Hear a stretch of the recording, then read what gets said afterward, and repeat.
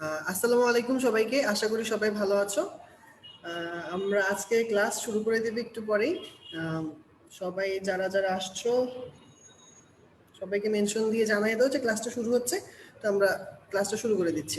ওকে, আজকে আমরা যে টপিক পড়ব সেই টপিকটা হচ্ছে শৈবাল ও ছত্রাক। তোমাদের উদ্ভিদ বিজ্ঞান বইয়ের 5 নম্বর চ্যাপ্টারটা পড়বো। চ্যাপ্টারটা হচ্ছে শৈবাল ও ছত্রাক, এই চ্যাপ্টারটা পড়বো। তো এই চ্যাপ্টারটা অনেকের কাছে অনেক কঠিন মনে হয়, বাট ভাইয়া চেষ্টা করবো যে যতটা ইজিলি এবং যতটা সহজভাবে মজা করে আমরা গত ক্লাসের মতো শেষ করতে পারি। তো আমরা শুরু করে দিচ্ছি ক্লাসটা।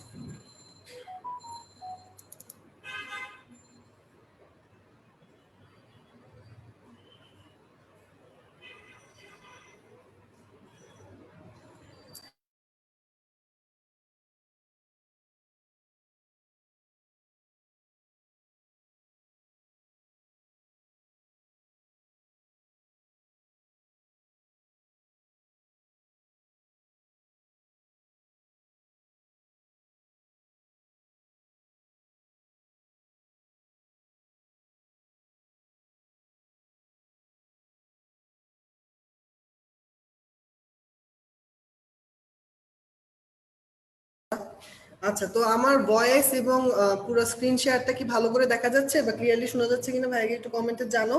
যদি ক্লিয়ারলি শোনা যায় ভাইকে বলো যে ক্লিয়ার, তাহলে ভাইয়া পরেরটুকু শুরু করে দিচ্ছি। জানো যদি ক্লিয়ারলি। ওকে, আচ্ছা, মনে হচ্ছে ক্লিয়ারলি শোনা যাচ্ছে, তাহলে আমরা ক্লাস শুরু করে দিচ্ছি। ওকে, আজকে আমাদের চ্যাপ্টার হচ্ছে চ্যাপ্টার নাম্বার 5। তো এই চ্যাপ্টারটার পড়াশোনা শুরু করার জন্য আমাদের যা লাগবে তা প্রথমে হচ্ছে আমরা আবুল হাসান স্যারের উদ্ভিদ বিজ্ঞান প্রথম পত্র বই বের করো সবাই।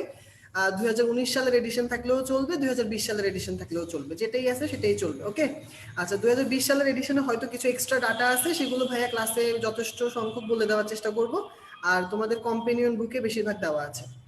আচ্ছা, তাই সাথে তোমরা কম্পেনিয়ন বুকটাও রাখো আর একটা খাতা কলম রাখো। ওকে, আচ্ছা, আমরা ক্লাস শুরু করে দিচ্ছি। সবাই চলে যাও হচ্ছে শৈবাল চ্যাপ্টারের শুরুতে। ওকে, আচ্ছা, আমরা প্রথমেই দেখতে পাচ্ছি শৈবাল শৈবাল চ্যাপ্টারের শুরুতে এই যে প্যারাটা আছে, শৈবাল হেডিং দিয়ে যে প্যারাটা আছে, এখানে অনেকগুলো হচ্ছে সংজ্ঞা আছে। ঠিক আছে, এই সংজ্ঞাগুলো আমাদের পড়তে হয়, কারণ আমাদের পরীক্ষায় এই সংজ্ঞাগুলো প্রচুর প্রচুর পরিমাণে আসে। তো এই সংজ্ঞাগুলো কিভাবে মজা করে এবং সহজভাবে মনে রাখা যায়, এই জন্য ভাইয়া তোমাদের কম্পেনিয়ন বুকে কিছু টেকনিক দিয়ে দিয়েছি যাতে এগুলো মনে রাখা যায় খুব সহজভাবে। আমরা ওখান থেকে একটুখানি পড়ি, চলো সবাই শুরু করতেছি। আমি কম্পেনিয়ন বুকের এই পেজটা আছে, এখান থেকে আমি শুরু করতেছি। আচ্ছা, প্রথমে দেখো, প্রথমে আমাদের যেটা আছে সেটা হচ্ছে শৈবালের নামগুলোকে আমরা কিভাবে পড়বো। দেখো, প্রথমে হচ্ছে দেখো, যেটা হচ্ছে ভাসমান শৈবাল, সেগুলোকে বলা হয় ফাইটোপ্লাঙ্কটন। কি বলা হয়? ভাসমান শৈবালকে বলা হয় ফাইটোপ্লাঙ্কটন। ঠিক আছে, আচ্ছা, এটার সাথে আরো একটা অবজেক্টিভ তোমাদের একটুখানি প্যাচ লাগায়, মানে এসে আসে, যেটা সেটা তোমরা প্যাচ নিয়ে লেগে ফেলো। সেটা কি হবে? সেটা হচ্ছে মনে রাখবা যে ভাসমান যে ক্ষুদ্র জীব তাকে কি বলা হয়? জুও প্লাঙ্কটন। তাহলে মনে রাখবো, যদি বলে যে ভাসমান শৈবাল, উত্তর কি দিব? উত্তর দিব ফাইটোপ্লাঙ্কটন। আর যদি আমাকে বলে ভাসমান ক্ষুদ্র জীব, আমি উত্তর দিব কি? জুও প্লাঙ্কটন। আচ্ছা, এবার চলে যাই 2 নম্বরে। দেখো, 2 নম্বরে কি ভাইয়া লিখে রাখছি একটা ছোট্ট কথা, লিখে রাখছি বেজি। কি লিখে রাখছি? বেজি। বেজি দিয়ে কি? বে দিয়ে হচ্ছে ভাইয়া বুঝাইছি বেন্থিক শৈবাল। ভাইয়া কি বুঝাচ্ছি? বেন্থিক শৈবাল। আর জি দিয়ে বুঝাচ্ছি ভাইয়া জলাশয়ে পানির নিচে আবদ্ধ। কি বুঝাচ্ছি? জলাশয়ে পানির নিচে আবদ্ধ। তাহলে আমরা শিখলাম কি? জলাশয়ে পানির নিচে আবদ্ধ শৈবালকে কি বলা হয়? বেন্থিক শৈবাল বলা হয়। তাহলে ইজিলি আমরা মনে রাখবো, কি বললাম, যে জলাশয়ে পানির নিচে আবদ্ধ শৈবালকে কি বলা হয়? বেন্থিক শৈবাল বলা হয়। তাহলে 2 নাম্বারটা পারবো। তারপর 3 নাম্বারে চলে যাও। দেখো, পাথরের গায়ে যে শৈবাল জন্মায় তাকে কি বলা হয়? এটাকে আমরা সহজ করে কিভাবে মনে রাখতে পারি, মুখস্থ না করে। দেখো, পাথর। ঠিক আছে, পাথরের মাঝখানে দেখো থটাকে ভাইয়া বোল্ড করে দিছি, তার মানে পাথরের মাঝখানে একটা থ আছে। লিথোফাইট, এখানেও একটা থ আছে। তাহলে মনে রাখবো কি? পাথর, লিথোফাইট। ওকে, তাহলে আমরা ইজিলি পারবো যে পাথরের গায়ে যে শৈবাল জন্মায় তাকে আমরা বলবো কি? লিথোফাইট। তাহলে হয়ে গেল পাথর, লিথোফাইট। আচ্ছা, 3টা পারতেছো। এবার আসো 4 আর 5 নাম্বারটা। 4 আর 5 নাম্বারটাও একদম ইজি। আমরা তো জুলজি পড়তেছি, অনেক কিছুই পড়তেছি, তো আমরা কিছু শব্দ সম্পর্কে খুবই পরিচিত। একটা শব্দ পরিচিত, সেটা হচ্ছে এন্ডো। এরপর এই শব্দটা অনেক জায়গায় আমরা ব্যবহার করি, এন্ডো। ঠিক আছে, অনেক জায়গায় ব্যবহার করি। এই এন্ডো শব্দটার অর্থ হচ্ছে ভেতরে। ঠিক আছে, তোমরা যেখানেই এন্ডো শব্দটা পড়ছো সেখানেই তোমরা পড়ছো যে এন্ডো শব্দের অর্থ ভেতরে। দেখো, এখানে টিস্যুর অভ্যন্তরে, দেখো টিস্যুর অভ্যন্তরে বা ভেতরে জন্মানো শৈবালকে কি বলা হয়? এন্ডোফাইট বলা হয়। কি বলা হয়? এন্ডোফাইট বলা হয়। তাহলে ইজিলি আমরা এটাও পেরে গেলাম, টিস্যুর অভ্যন্তরে জন্মানো শৈবালকে কি বলবো? এন্ডোফাইট বলবো। আচ্ছা, 5 নম্বর পয়েন্টে দেখো, অন্য শৈবালের যায় যে শৈবাল জন্মায় তাকে কি বলা হয়? মানে বাইরে, এর জন্য এটার নাম হচ্ছে কি এপি। ঠিক আছে, এপি মানে বাইরে, তাহলে এটার নাম হয়ে গেছে এপিফাইট। তাহলে দেখো আমাদের সবগুলো শৈবালের নাম আমরা মুখস্থ করে ফেলছি। কিভাবে মনে রাখবো? প্রথমে চলে আসো, দেখো ভাসমান শৈবাল। ভাসমান শৈবালকে কি বলবো? ফাইটোপ্লাঙ্কটন। যদি বলতাম যে ভাসমান ক্ষুদ্র জীব, কি বলতাম? জুওপ্লাঙ্কটন। ভাইয়া যখন পড়াবো ভাইয়ের সাথে সাথে পড়তে থাকবে, তাহলে দেখবো যে ক্লাসের মধ্যেই আজকে আমরা 80% পড়া শেষ করবো, বাসায় যেয়ে মাত্র 20% পড়াশোনা করবো। ঠিক আছে, আচ্ছা। তারপর চলে আসো 2 নম্বরে, দেখো কি বলছি? বেজি। বে দিয়ে কি? জতে জলাশয়ে পানি নিচে আবদ্ধ, আর ব দিয়ে হচ্ছে বেন্থিক শৈবাল। বে দিয়ে বেন্থিক শৈবাল। আচ্ছা, পাথরের গায়ে জন্মানো শৈবালকে কি বলবো? পাথর লিথোফাইট। আচ্ছা, টিস্যুর অভ্যন্তরে বা ভিতরে জন্মালে ওটাকে বলবো হচ্ছে আমরা এন্ডোফাইট, আর অন্য শৈবালের গায়ে জন্মালে বলবো এপিফাইট। তাহলে দেখো আমাদের বই থেকে যদি আমরা একটু দেখি, আমাদের এগুলো সবগুলোই পড়া শেষ। হ্যাঁ দেখো, এই যে এখানে আমরা সবগুলো বইয়ের মধ্যে পেয়ে যাব, বইয়ের মধ্যে দেখো সবগুলোই আছে। যে সম্পূর্ণ ভাসমান শৈবালকে কি বলা হয়, সম্পূর্ণ ভাসমান শৈবালকে কি বলা হয়, জলাশয়ে পানির নিচে আবদ্ধ শৈবালকে কি বলে, পাথরের গায়ে জন্মানো শৈবাল, এগুলো সব বই আছে, আমরা এখান থেকে পড়ে ফেলছি। ওকে, তাহলে আমাদের এটা পড়া হয়ে গেছে। আচ্ছা, এখন আসো যে ভাই একটা মজার লাইন বলতেছি। মজার লাইনটা তোমরা কি করবা? তোমরা তোমাদের বইয়ের এই জায়গাটাতে দেখো খালি একটা জায়গা আছে, এই জায়গাটা, এই জায়গাটুকু খালি আছে দেখবা। ঠিক আছে, এই জায়গাটুকুতে তোমরা লিখে রাখো। ঠিক আছে, এই জায়গাটাতে তোমরা লিখে রাখো মাছির ফাঁসি। কি লিখে রাখবা? মাছির ফাঁসি। ঠিক আছে, আজকের লেকচারটা একটু লং, 2 ঘন্টা সময় লাগবে ভাইয়া জানি, তবে বললাম যে ভাইয়া চেষ্টা করবো যতটা মজা দিয়ে পড়া যায়, যাতে আমরা হাসতে হাসতে পড়াটা শেষ করে ফেলতে পারি, কোনো ফিলই হবে না আমাদের পড়া শেষ হচ্ছে যে। আচ্ছা, তো এখানে উপরে লিখে রাখবো কি? মাছির ফাঁসি। কি লিখে রাখবো? মাছির ফাঁসি। মাছির ফাঁসি দিয়ে হচ্ছে, মানে মা দিয়ে লিখে রাখো মাইকোলজি। মা দিয়ে কি? মাইকোলজি। ছ দিয়ে হচ্ছে ছত্রাক। ছ দিয়ে কি? ছত্রাক। তাহলে কি লিখছি? মাছির ফাঁসি, সেটার মা দিয়ে হচ্ছে মাইকোলজি, ছ দিয়ে ছত্রাক। আবার যাই ফাঁসি, ফাঁসির ফা দিয়ে হচ্ছে ফাইকোলজি, আর স দিয়ে হচ্ছে শৈবাল। তাহলে দেখছো ইজিলি পড়া হয়ে গেল আমাদের। কি মনে রাখলাম? মাইকোলজি হচ্ছে ছত্রাকের, ছত্রাক সম্পর্কে বিজ্ঞানের যে শাখায় আলোচনা করা হয় তাকে বলা হয় মাইকোলজি, আর শৈবাল সম্পর্কে বিজ্ঞানের যে শাখায় আলোচনা করা হয় তাকে বলা হয় ফাইকোলজি। দেখছো খুব ইজিলি আমরা টেকনিক দিয়ে দুটা জিনিস মাথায় রাখলাম, অনেক সময় তোমরা পেঁচায় ফেলো, তো এই জন্য ভাইয়া যাতে তোমরা পেঁচাও না, এই জন্য এটা মনে রাখতে বলছি কি মাছির ফাঁসি। তো একটা মজার গল্প শুনো, ভাইয়া একবার ক্লাসে এটা পড়াচ্ছিলাম। কি পড়াচ্ছিলাম? মাছির ফাঁসি পড়াচ্ছিলাম। তখন বিশ্বকাপ ফুটবল চলতেছে, বুঝছো? তো এক বিখ্যাত ব্রাজিলিয়ান ভক্ত ছিলেন, সে হঠাৎ করে ক্লাসের পিছন থেকে উঠে বলতেছে যে ভাইয়া মেসির ফাঁসি, মেসির ফাঁসি। তো তোমরা কেউ ভুলো মেসির ফাঁসি লিখে দিও না, লিখবে কি? মাছির ফাঁসি। মেসির ফাঁসি দিলে তো আমাদের টেকনিক মিলবে না। ঠিক আছে, আমরা কি লিখবো? মাছির ফাঁসি। ওকে, তাহলে আমাদের এটা মনে থাকবে। আচ্ছা, তাহলে এটা গেল, আমাদের হয়ে গেল পড়াটা। তারপর চলে যাই হচ্ছে আমাদের এই পৃষ্ঠা থেকে মোটামুটি সবগুলো ইম্পর্টেন্ট জিনিস ভাই বলে দিছি, এগুলো পড়ে ফেলবা। ওকে, আচ্ছা পরের পৃষ্ঠায় চলে যাই। আচ্ছা পরের পৃষ্ঠায় যাই। পরের পৃষ্ঠায় বলতে গেলে পরের টপিকে যাই আর কি। ঠিক আছে, পরের টপিক থেকে কি পড়বো দেখো, পরের টপিক থেকে পড়বো দেখো সুন্দর করে আছে শৈবালের বৈশিষ্ট্য। ঠিক আছে, দেখো ভাইয়া ছোট্ট একটা স্লাইড বানাইছি এখানে, এইখানের মধ্যে আমরা সবাই এখনই শৈবালের বৈশিষ্ট্যগুলো পড়ে ফেলবো, যেগুলো সবচেয়ে ইম্পর্টেন্ট বৈশিষ্ট্য, যেগুলো দেখে দেখে আমরা পারবো। ওকে, আচ্ছা শৈবালের বৈশিষ্ট্যগুলো কয়টা? শৈবালের বৈশিষ্ট্য আমরা মনে রাখবো দন্ত স দিয়ে, একটা বর্ণ দিয়ে মনে রাখবো, জাস্ট একটা বর্ণ মনে রাখবো, 7টি স। কি মনে রাখবো? স। স দিয়ে সবগুলো পড়া শেষ হয়ে যাবে। চলো তাহলে দেখি আমরা স দিয়ে কিভাবে আমরা শৈবালের সবগুলো বৈশিষ্ট্য মনে রাখতে পারি। আচ্ছা দেখো, প্রথম বৈশিষ্ট্য লিখছি কি ভাইয়া? শালক সংশ্লেষণকারী। শৈবালের প্রথম বৈশিষ্ট্য কি? শালক সংশ্লেষণকারী, সে শালক সংশ্লেষণ করতে পারে। তারপরে কি? স্বভোজী। তারপর 3 নম্বর হচ্ছে সুকেন্দ্রিক। তারপরে দেখো সমাঙ্গদেহী। তাহলে 4টা বৈশিষ্ট্য ইজিলি হয়ে গেল। ইজিলি কি কি আছে বলো? শালক সংশ্লেষণকারী, স্বভোজী, সুকেন্দ্রিক, সমাঙ্গদেহী। 4টা পড়া হয়ে গেছে। আচ্ছা, এরপর চলে আসো কি, এদের যে কোষ প্রাচীরটা থাকে সেটা খুবই পাতলা কোষ প্রাচীর থাকে। এই কোষ প্রাচীরটা সেলুলোজ দিয়ে তৈরি হয়। সেলুলোজে কি দিয়ে শুরু হয়? স দিয়ে শুরু হয়। তাহলে কোষ প্রাচীর কি নির্মিত? সেলুলোজ নির্মিত।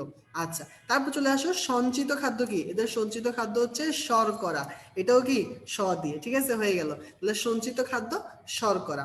আচ্ছা, আর কি আছে লাস্টে সবার শেষে? স্পোরানজিয়া। সেটা কেমন? স্পোরানজিয়া হচ্ছে এককোষী। স্পোরানজিয়া এককোষী। তাহলে স দিয়ে 7টা ভাইয়ের সাথে সবাই বলে বলে শিখে ফেলো এখনই। কি কি আছে দেখো? শালক সংশ্লেষণকারী, স্বভোজী, সুকেন্দ্রিক, সমাঙ্গদেহী। কোষ প্রাচীর কি নির্মিত? সেলুলোজ নির্মিত। সঞ্চিত খাদ্য কি? শর্করা। আর স্পোরাঞ্জিয়াটা কেমন? স্পোরাঞ্জিয়াটা এককোষী। ঠিক আছে, তাহলে আমাদের বুঝে গেলাম যে এখান থেকে শৈবালের বৈশিষ্ট্যগুলো কিভাবে পড়তে হবে। আচ্ছা, একটা কোয়েশ্চেন করছে একজন, সেটা হচ্ছে শৈবাল বিদ্যাকে কি বলা হয়। হ্যাঁ, আমি বলতেছি তোমাদের যদি পরীক্ষা এভাবে আসে যে শৈবাল সম্পর্কে গবেষণা, আলোচনা, পড়াশোনা, এটাকে কি বলা হয়, তখন তুমি উত্তর দিবা কি? তখন তুমি উত্তর দিবে হচ্ছে ফাইকোলজি, যেটা শিখাই দিছি মাছির ফাঁসি দিয়ে।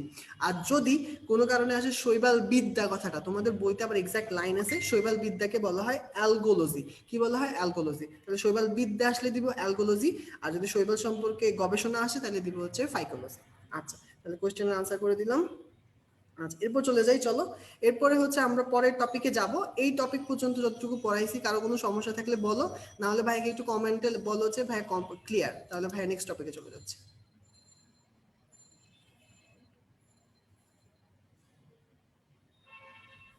ক্লিয়ার হলে ভাইকে একটু কমেন্টে জানাও যে ক্লিয়ার।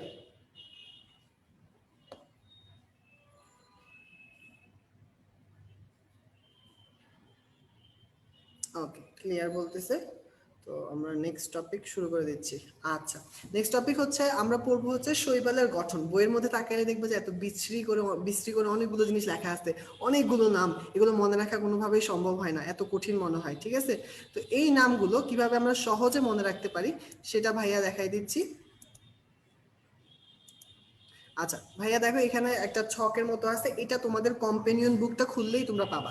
কম্পেনিয়ন বুকে ভাইয়ার চ্যাপ্টারটা, শৈবাল ছত্রাক চ্যাপ্টারটা খুললেই তোমরা এটা পাবা। এই ছকটা দেওয়া আছে শৈবালের গঠন। তো এই দৈহিক গঠনের পুরো জিনিসটাই আমরা এই ছক থেকে পড়বো। ঠিক আছে ভাই, এখন বুঝাই দিব, এখনই পড়া হয়ে যাবে। ঠিক আছে, আসো তাহলে প্রথমে দেখো এখান থেকে কি পড়তে হবে। এখান থেকে আমাদের পড়তে হবে হচ্ছে, দেখো অনেক রকমের শৈবালের উদাহরণ আছে, এগুলোর জন্য ছোট ছোট করে টেকনিক দিছি। এই ছোট ছোট টেকনিক দিয়ে আমরা মনে রাখবো। প্রথমটাতে আসি, এককোষী সচল শৈবাল। কি? এককোষী সচল শৈবাল।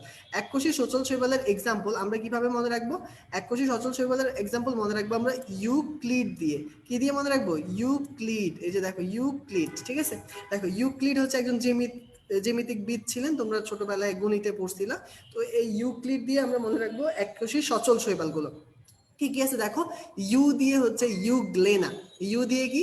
ইউগ্লেনা। আচ্ছা, আর ক্লিড দিয়ে হচ্ছে ক্লামাইডোমোনাস। ঠিক আছে, ক্লিড দিয়ে কি? ক্লামাইডোমোনাস। তাহলে দুইটা আমরা পারে গেলাম। কি আমরা মনে রাখবো? এককোষী সচল শৈবাল মনে রাখবো কি? ইউক্লিড। কি কি আছে? একটা হচ্ছে ইউগ্লেনা, একটা হচ্ছে ক্লামাইডোমোনাস। তাহলে আমাদের প্রথমটা পড়া হয়ে গেল। তারপর চলে আসি এককোষী নিশ্চল শৈবাল। ঠিক আছে, এককোষী নিশ্চল শৈবালগুলো মনে রাখবো আমরা গ্লো আর ক্লো দিয়ে। সহজ করে মনে রাখছি। কি দিয়ে মনে রাখছি? গ্লো, ক্লো। ঠিক আছে, অপশনের মধ্যে তোমাকে কেউ জিজ্ঞেস করবে না যে তুমি এই কোয়েশ্চেনটা কিভাবে পারছো, তুমি শুধু যদি গ্লো আর ক্লো দিয়ে পারলো, ওকে, সমস্যা নেই, কেউ জিজ্ঞেস করবে না। তাহলে আমরা মনে রাখছি কি? এককোষী নিশ্চল গুলো গ্লো আর ক্লো। দেখো গ্লো দিয়ে কি আছে? গ্লো দিয়ে আছে হচ্ছে গ্লিও ক্যাপসা। গ্লো দিয়ে কি? গ্লিও ক্যাপসা। আর ক্লো দিয়ে দেখো ক্লোরোকক্কাস, ক্লোরেলা, প্রো ক্লোরোকক্কাস। তো পুরোটা নাম মনে রাখার কোনো দরকার নেই, তুমি শুধু মনে রাখো গ্লো অথবা ক্লো পাবো। যদি গ্লো পাই অথবা ক্লো পাই, আমি উত্তর দিব কি? এককোষী নিশ্চল। ঠিক আছে, ইজিলি হয়ে গেল, গ্লো আর ক্লো। ওকে, তারপর চলে যাও সচল কলোনিয়াল। সচল কলোনিয়ালটা আমরা মনে রাখবো হচ্ছে ভলভোতে রিনা চলে। কি মনে রাখবো? ভলভোতে কে চলে? রিনা চলে। ঠিক আছে, ভলভো কি? এক ধরনের গাড়ির নাম। ঠিক আছে, বাসের নাম বলতে পারো বা গাড়ির নাম। ঠিক আছে, ভলভো একটা কোম্পানির নাম। তো ওই ভলভো গাড়িতে কে চলতেছে? ভলভো গাড়িতে রিনা চলতেছে। দেখো এটা দিয়ে আমরা কি কি মনে রাখবো? ভলভো দিয়ে আছে ভলভক্স, রিনা দিয়ে হচ্ছে দুইটা রিনা, একটা হচ্ছে পান্ডোরিনা, ভাইয়া পড়তাম পান্ডারিনা, আরেকটা হচ্ছে ইউডোরিনা। ঠিক আছে, তাহলে দুইটা রিনা আছে, পান্ডোরিনা আর ইউডোরিনা। তাহলে কি? ভলভোতে ভলভক্স, রিনা দিয়ে দুইটা, একটা হচ্ছে পান্ডোরিনা, একটা হচ্ছে ইউডোরিনা। এটাও পড়া হয়ে গেল আমাদের। তারপর চলে যাও নিশ্চল কলোনিয়াল। দেখো নিশ্চল কলোনিয়াল তোমাদের কম্পেনিয়ন বুকে একটুখানি ভুল আসছে, এখানেও ভলভক্স কথাটা আছে, এটা তোমরা কেটে দাও, এটা এটা হবে না এখানে। ঠিক আছে, এখানে হবে শুধু এইচ আর এমটা। কি হবে? H R M. ঠিক আছে, এইচ আর এম দিয়ে হচ্ছে একটা হচ্ছে হাইড্রোডিকটন, আর একটা হচ্ছে তোমার মাইক্রোসিস্টিস। ঠিক আছে, এইচ আর এমটা মনে রাখো, ভিটা কেটে দাও। ঠিক আছে, কম্পেনিয়ন বুকে এটা ভুল আছে। নিশ্চল কলোনিয়াল এক্সাম্পল হবে কি? H R M. কি হবে? হাইড্রোডিকটন, মাইক্রোসিস্টিস। শেষ, তাহলে এটা পড়া হয়ে গেছে। আচ্ছা, তারপর চলে যাও হচ্ছে কর্টিকেটেড বা ফিলামেন্টাস। ঠিক আছে, দেখো কর্টিকেটেড বা ফিলামেন্টাসের এক্সাম্পলটা আমাদের সবার ইজিলি মনে থাকবে। আমরা সবাই চিকেন খাইতে পছন্দ করি, আমাদের সবার প্রিয় দোকান কোনটা? দোকান হচ্ছে কেএফসি। ঠিক আছে, চিকেন ফ্রাই খাওয়ার জন্য যাই সবাই। নাম কি? কেএফসি। দেখো টেকনিক দিছি কি ভাইয়া? কেএফসি। কেএফসি দিয়ে কি মনে রাখছি? দেখো কর্টিকেটেড কোন কোন শৈবাল? একটা হচ্ছে ফিউকাস, একটা হচ্ছে চারা। কি কি? ফিউকাস আর চারা। এলো হয়ে গেল। দেখো তাহলে কি কি বলছি? কর্টিকেটেড, কেএফসি দিয়ে মনে রাখছি কি কর্টিকেটেড হচ্ছে ফিউকাস আর চারা। তাহলে একদম ইজিলি এটাও পারবো। তাহলে কর্টিকেটেড এক্সাম্পল হচ্ছে ফিউকাস আর চারা, ঠিক আছে। আর জটিল আকৃতির শুধু মনে রাখছি কি দিয়ে? জটিল আকৃতি মনে রাখছি আমরা, মনে রাখছি হচ্ছে কাউকে তোমরা বকা দেওয়ার জন্য বলো না এই শালা, ঠিক আছে। দেখো আমরা মনে রাখছি কি দিয়ে? শালা দিয়ে, ঠিক আছে। শা দিয়ে হচ্ছে সারগাজম আর লা দিয়ে হচ্ছে ল্যামিনারিয়া, ঠিক আছে। তাহলে কি এই শালা, ঠিক আছে। তাহলে শালা দিয়ে কি গেছে? সারগাজম আর ল্যামিনারিয়া পড়া হয়ে গেছে। তাহলে এই দুটাও পারবো, সারগাজম আর ল্যামিনারিয়া, শালা। ওকে, আচ্ছা তাহলে আমাদের পুরো ছক থেকে যতটুকু লাগবে ভাইয়া বলে দিছি। এটা একদম ইজিলি মনে থাকবে। তুমি প্রথমবার পড়তে গেলে হয়তো একটু কষ্ট হবে, বা দ্বিতীয়বার যখন পড়বা দেখবে যে একদম ইজিলি লাগতেছে সবগুলো। তাহলে মনে রাখবো কিভাবে? দেখো, এককোষী সচল ইউক্লিড, ইউগ্লেনা ক্লামাইডোমোনাস। এককোষী নিশ্চল গ্লো, ক্লো, দুইটা পাইলেই হয়ে যাবে। সচল কলোনিয়াল, কলোনিতে থাকে কারা কারা? ভলভোতে রিনা চলে, ভলভক্স, পান্ডোরিনা, ইউডোরিনা। নিশ্চল কলোনিয়ালে কি পড়বো? এইচ আর এম, ঠিক আছে, হাইড্রোডিকটন মাইক্রোসিস্টিস। আচ্ছা, কেএফসি দিয়ে কি মনে রাখছি? কর্টিকেটেড কোনটা কোনটা? কর্টিকেটেড হচ্ছে কি কি? একটা হচ্ছে ফিউকাস, একটা হচ্ছে চারা। আর লাস্টে কি বলছি? আর লাস্টে জটিল গুলা পড়াইছি কোনটা কোনটা? শালা, ঠিক আছে, জটিল শালা, ঠিক আছে। কি কি আছে দেখো? সারগাজম আর ল্যামিনারিয়া। ওকে, তাহলে আমাদের এগুলো সব পড়া হয়ে গেছে। দেখো এগুলো আমরা সব পারবো, ঠিক আছে। এখন দেখো এই নিচে থেকে কয়টা লাগবে? নিচে থেকে সবগুলো লাগবে না, নিচে থেকে যেটা লাগবে ভাইয়া বলে দিতেছি। সেখান থেকে তোমরা দাগো হচ্ছে অশাক, ঠিক আছে। অশাক সূত্রাকারটা দাগো। অশাক সূত্রাকার হচ্ছে দুইটা, একটা হচ্ছে স্পাইরোগাইরা, একটা হচ্ছে ইউলোট্রিক্স। এটা পড়তে হবে তোমাদের। আর আরেকটা পড়তে হবে, সেটা হচ্ছে নিচে আসো, চ্যাপ্টা দেহি পাতার মতো দেহ কোনটা? সেটা হচ্ছে উলভা, ঠিক আছে। কি পড়বো? উলভা, ঠিক আছে। তাহলে আমরা এই দুটো জিনিস পড়বো। কি বলছি? একটা হচ্ছে অশাকের মধ্যে পড়বো হচ্ছে স্পাইরোগাইরা, ভুলোট্রিক্স। আর কি চ্যাপ্টা দেখি পাতার মতো দেখতে কোনটা? পাতার মতো দেখতে হচ্ছে উলভা, ঠিক আছে। তাহলে আমাদের এখান থেকে যত কিছু পড়ার আছে সব কিছু পড়া হয়ে গেছে, ঠিক আছে। এই পর্যন্ত এই ছকটা যতটুকু বুঝাইছি, কারো কি কোনো সমস্যা আছে? যদি সমস্যা না থাকে ভাইয়াকে বলো ক্লিয়ার, তাহলে ভাইয়া নেক্সট টপিকে চলে যাচ্ছি। কমেন্টে লেখো ক্লিয়ার।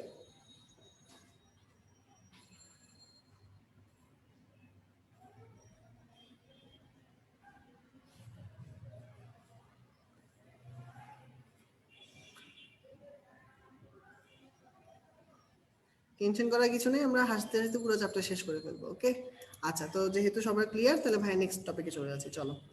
আচ্ছা নেক্সট টপিক হচ্ছে আমাদের,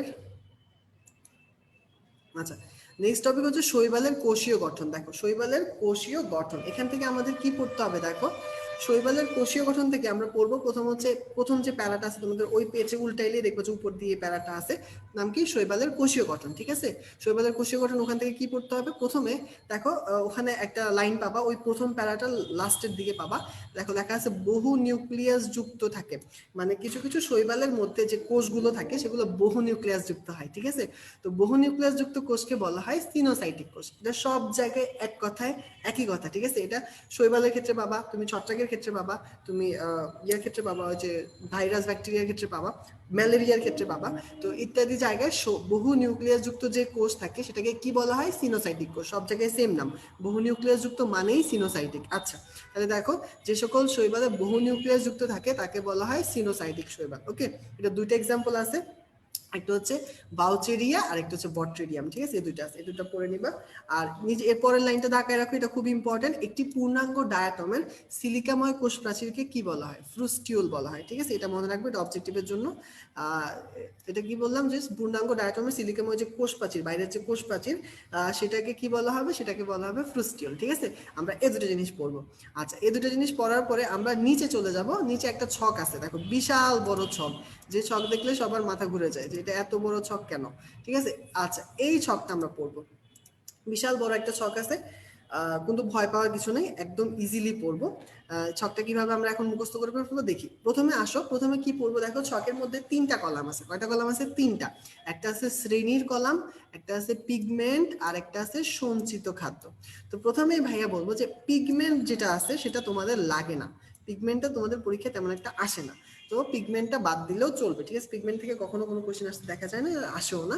তো পিগমেন্টটা পড়া দরকার নেই। আমরা মেইনলি যে দুইটাতে ফোকাস করব সেটা হচ্ছে, একটা হচ্ছে শ্রেণী আর একটা হচ্ছে সঞ্চিত খাদ্য, ঠিক আছে? এখন দেখি শ্রেণী আর সঞ্চিত খাদ্য ভাই এখন পড়াই দিচ্ছি।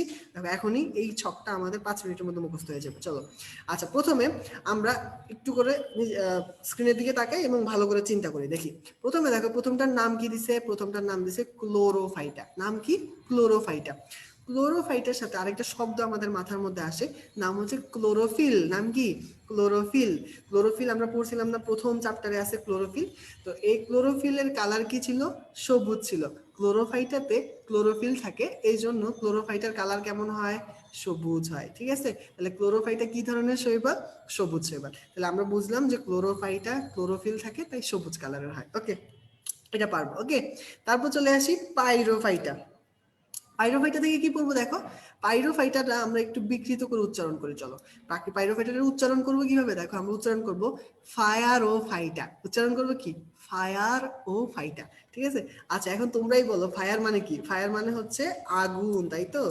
ফায়ার ও ফাইটা, ভাই উচ্চারণ করতে বলছি হচ্ছে ফায়ার ও ফাইটা। তাহলে দেখো, নাম কি? ফায়ার ও ফাইটা। তাহলে কি হবে? অগ্নিশৈবাল। দেখো নামের পাশে দেওয়া আছে আগুন, অগ্নিশৈবাল, ঠিক আছে? তাহলে আমরা মুখস্থ করব না, আমরা কিছু মুখস্থ করব না, আমরা নাম থেকেও আনসারগুলো ক্যাপচার করার চেষ্টা করি। তাহলে পাইরো ফাইটা উচ্চারণ করব ফায়ার ও ফাইটা। তাহলে হয়ে গেল কি? অগ্নিশৈবাল। এটাও পারা গেল। তারপর যাও 5 নাম্বারটাতে চলে যাও, আছে কি? রোডোফাইটা।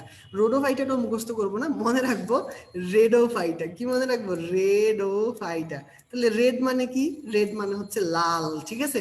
দেখো নাম কি তার? লোহিত শৈবাল, ঠিক আছে? তাহলে রেডোফাইটা বা রোডোফাইটা, এটাটাও তুমি পেরে গেলা। তাহলে 3টা হয়ে গেছে। দেখো, ক্লোরোফাইটা ক্লোরোফিল থাকে, তাই সবুজ কালারের হয়, সবুজ শৈবাল। পাইরোফাইটা ফায়ারোফাইটা, অগ্নিশৈবাল। আর রোডোফাইটা হচ্ছে রেডোফাইটা। তাহলে এটা কি? এটা হচ্ছে লোহিত বা লাল কালারের শৈবাল। ওকে, এই 3টার কালার তুমি পারতেছো। তারপর চলে আসো, তারপর কি আছে? এই যে দুইটা আছে, এই দুইটা তোমাদের একটু কষ্ট করে মুখস্থ করতে হবে। একটা হচ্ছে ক্রাইসোফাইটা, একটা হচ্ছে ফাইওফাইটা। আমরা তো বাকি 3টার নাম থেকেই পড়ে ফেলছি, ঠিক আছে? নাম থেকেই পড়ে ফেলছি, ঠিক আছে? আর বাকি যে দুইটা আছে, সেই দুইটা একটুখানি মনে রাখবো। একটা হচ্ছে ফাইওফাইটা, ঠিক আছে? ফাইওফাইটা। ফাইওফাইটা মনে রাখবো হচ্ছে বাদামি শৈবাল। ফাইওফাইটা হচ্ছে বাদামি শৈবাল। আর আরেকটা হচ্ছে ক্রাইসোফাইটা গোল্ডেন ব্রাউন শৈবাল, ঠিক আছে? এই দুটো শুধু বলবো যে ভাই একটু মুখস্থ করেন, আর বাকিগুলো সবগুলো হচ্ছে আমরা এমনিই পারবো, নাম থেকে পারবো, ঠিক আছে? এবার চলে আসুন, এরপরে কি পড়বো? এরপরে দেখো সঞ্চিত খাদ্যগুলো পড়বো, ঠিক আছে? এক্সাম্পল কোনটা কোনটা লাগে ভাই বলবো, সমস্যা নেই, টেনশন করার কিছু নেই ভাই, সবকিছুই বলবো আস্তে আস্তে। সঞ্চিত খাদ্যতে যাই। সঞ্চিত খাদ্যতে দেখো, সঞ্চিত খাদ্যের মধ্যে এটাও আমরা মুখস্থ করবো না, ঠিক আছে? আমরা বুঝে বুঝে পড়বো, আমাদের পড়া যাতে শেষ হয়ে যায়, ঠিক আছে? নাম কি তার? ক্লোরোফাইটা। নাম কি? ক্লোরোফাইটা। তাহলে কি থাকে? ক্লোরোফিল থাকে। এখন আমরা জানি না ক্লোরোফিল কি তৈরি করে? খাদ্য তৈরি করে। ক্লোরোফিল কি ধরনের খাদ্য তৈরি করে? শর্করা বা শ্বেতসার জাতীয় খাদ্য তৈরি করে। দেখো, ক্লোরোফাইটার সঞ্চিত খাদ্য কি? শ্বেতসার। দেখছো, ক্লোরোফাইটার সঞ্চিত খাদ্য হচ্ছে শ্বেতসার, এটাও পড়া হয়ে গেল। তাহলে ক্লোরোফাইটাতে ক্লোরোফিল থাকে, সেটা শ্বেতসার জাতীয় খাদ্য সঞ্চয় করে। তাহলে শ্বেতসার একটা পাল্লা। তারপর চলে যাও ক্রাইসোফাইটা, এটাও মুখস্থ করবো না। দেখো খাদ্যটার নামের মধ্যে ক্রাইসো লেখা আছে। কি লেখা আছে? ক্রাইসো। তো শুধু শুধু কষ্ট করে ব্রেন খরচ করে মুখস্থ করার কোনো দরকার আছে? অপশন দেখলে তো এমনিই চিনবো, তো মুখস্থ করবোই না, ঠিক আছে? তাহলে কি? ক্রাইসোফাইটা ক্রাইসো ল্যামিনারিন, ঠিক আছে? ক্রাইসোফাইটা কি? ক্রাইসো ল্যামিনারিন, এমনিই পারবো। ওকে, তারপর 3 নাম্বারটাতে যাই। 3 নাম্বারটা হচ্ছে দেখো পাইরোফাইটা। এই নাম্বারটা কোনটা? পাইরোফাইটা বা ফায়ারোফাইটা যেটা বললাম। দেখো, পাইরো হচ্ছে প্যারা, পাইরোফাইটার খাদ্যের নাম হচ্ছে প্যারামাইলন। আমরা মনে রাখবো কি? পাইরো প্যারা, ঠিক আছে? দেখো প দিয়ে এখানে শুধুমাত্র একটাই খাদ্য আছে, তাহলে প দিয়ে পাইরোফাইটা, প দিয়ে প্যারামাইলন মনে রাখলেও হইতেছে, ঠিক আছে? তাহলে আমাদের কষ্ট করে মুখস্থ করার কিছু নেই, মনে রাখলাম পাইরো প্যারা, ঠিক আছে? তাহলে পাইরোফাইটার খাদ্যের নাম প্যারামাইলন, ঠিক আছে? এটা এই 3টা আমরা পারবো। ওকে, আচ্ছা, এখন চলে যাই 3টা পারার পর 4 নাম্বারটা, যেটা 4 নাম্বারটা হচ্ছে তোমাদের 2018 সালে আসছে, মেডিকেল অ্যাডমিশন টেস্টে আসছে। এটার জন্য ভাই একটা ছোট্ট টেকনিক দিব। ছোট টেকনিকটা কি? দেখো, ছোট টেকনিকটা হচ্ছে, ধরো মিনার বাবা মিনা শহরে আসছে, তো মিনার জন্য টাকা পাঠাইছে। তো আমরা মনে রাখছি কি? আমরা মনে রাখছি মিনার মানি এলো। কি মনে রাখছি? মিনার মানি এলো। তাহলে দেখো কি কি আছে এখানে? মিনা দিয়ে হচ্ছে ভাই বুঝাচ্ছি লামিনারিন, মানি দিয়ে বুঝাচ্ছি ভ্যানিটল, আর এলো দিয়ে হচ্ছে অ্যালগিন। তাহলে ফায়োফাইটার 3টা খাদ্য আমরা কিভাবে মুখস্থ রাখবো? দেখো, মনে রাখবো মিনার মানি এলো। তাহলে মিনা দিয়ে হচ্ছে লামিনারিন, মানি দিয়ে হচ্ছে ম্যানিটল, আর এলো দিয়ে হচ্ছে অ্যালগিন। তাহলে আমাদের এটাও পড়া হয়ে গেল। তাহলে মনে রাখলাম কি, মিনার মানি এলো ফায়ার ফাইটার খাদ্য, এটা কোয়েশ্চেনে আসছিল 2018 সালে আসছিল। ওকে, আচ্ছা তাহলে এটা পড়া হয়ে গেল, এটাও পারবো আশা করি। আচ্ছা, এবার আমরা চলে যাই হচ্ছে বাকি থাকে কয়টা, বাকি থাকে একটা। ভাইয়া 4টা পড়াই দিছি, এটা পড়াইলাম, 4টা পড়াই দিছি, বাকি থাকে হচ্ছে একটা মাত্র। ওকে, এটা দেখো শ্বেতসার পড়াইছি ভাইয়া, ট্রাইসোলামিনারিন পড়াইলাম, প্যারামাইলন পড়াইলাম, মিনার মানিয়েলও পড়াইলাম। তাহলে বাকি থাকে একটা। তো আমরা না চলো একটু ফাঁকিবাজি করে এই একটা আমরা মুখস্থ রাখবো না। এই 4টা খাদ্য ব্যতীত যত খাদ্য পরীক্ষায় আসবে বা যত সঞ্চিত খাদ্য আসবে সেটা অবশ্যই কার খাদ্য হবে, বাকি থাকে কে, রেডোফাইটা বা রোডোফাইটা। তো রোডোফাইটার খাদ্য হবে, ঠিক আছে। তো আমরা ওইটা আর মুখস্থ রাখলাম না, মনে রাখলাম যে রোডোফাইটার খাদ্য। বাকিগুলো কি হবে, বাকিগুলো রোডোফাইটার খাদ্য হবে, ফ্লোরিডিয়ান স্টার্চ, এগার এগার আর কার্সিনোজেন, ঠিক আছে। এগুলো আমরা মুখস্থই করবো না। ওকে, তাহলে শেষ। তাহলে আমাদের 4টা খাদ্য মনে রাখলাম, আর একটা আমরা ভোকাস এমনি পারি। ওকে, আচ্ছা এবার চলে আসো, এবার হচ্ছে দেখো ক্লোরোফাইটা এক্সাম্পল লাগবে কোনটা কোনটা, ঠিক আছে। এক্সাম্পল ভাইয়া বলে দিতেছি, দাগায় ফেলো কোনটা কোনটা লাগবে। ক্লোরোফাইটার এক্সাম্পল পড়বা, ইউলোথ্রিক্স দাগাও। তারপরে ফাইওফাইটার এক্সাম্পল পড়বা, ক্রাইসোফাইটার এক্সাম্পল পড়বা নাভিকুলা, আর ফাইওফাইটার এক্সাম্পল পড়বা সার্গাজম। এই 3টা পড়বা, ঠিক আছে। কোনটা কোনটা বলছি, ক্লোরোফাইটার এক্সাম্পল, ক্রাইসোফাইটার এক্সাম্পল, আর ফাইওফাইটার এক্সাম্পল। শেষ, এই 3টা পড়লে ডান। ওকে, আচ্ছা পুরা ছকটা পড়ানো শেষ আমাদের। আশা করি ছকটা এখন যারা মনোযোগ দিয়ে শুনছো তাদের পড়া হয়ে গেছে। কারো যদি কোনো জায়গায় সমস্যা থাকে ভাইকে কমেন্টে বলো, না হলে বলো ভাইয়া ক্লিয়ার, তাহলে ভাই নেক্সট টপিকে চলে যাবো।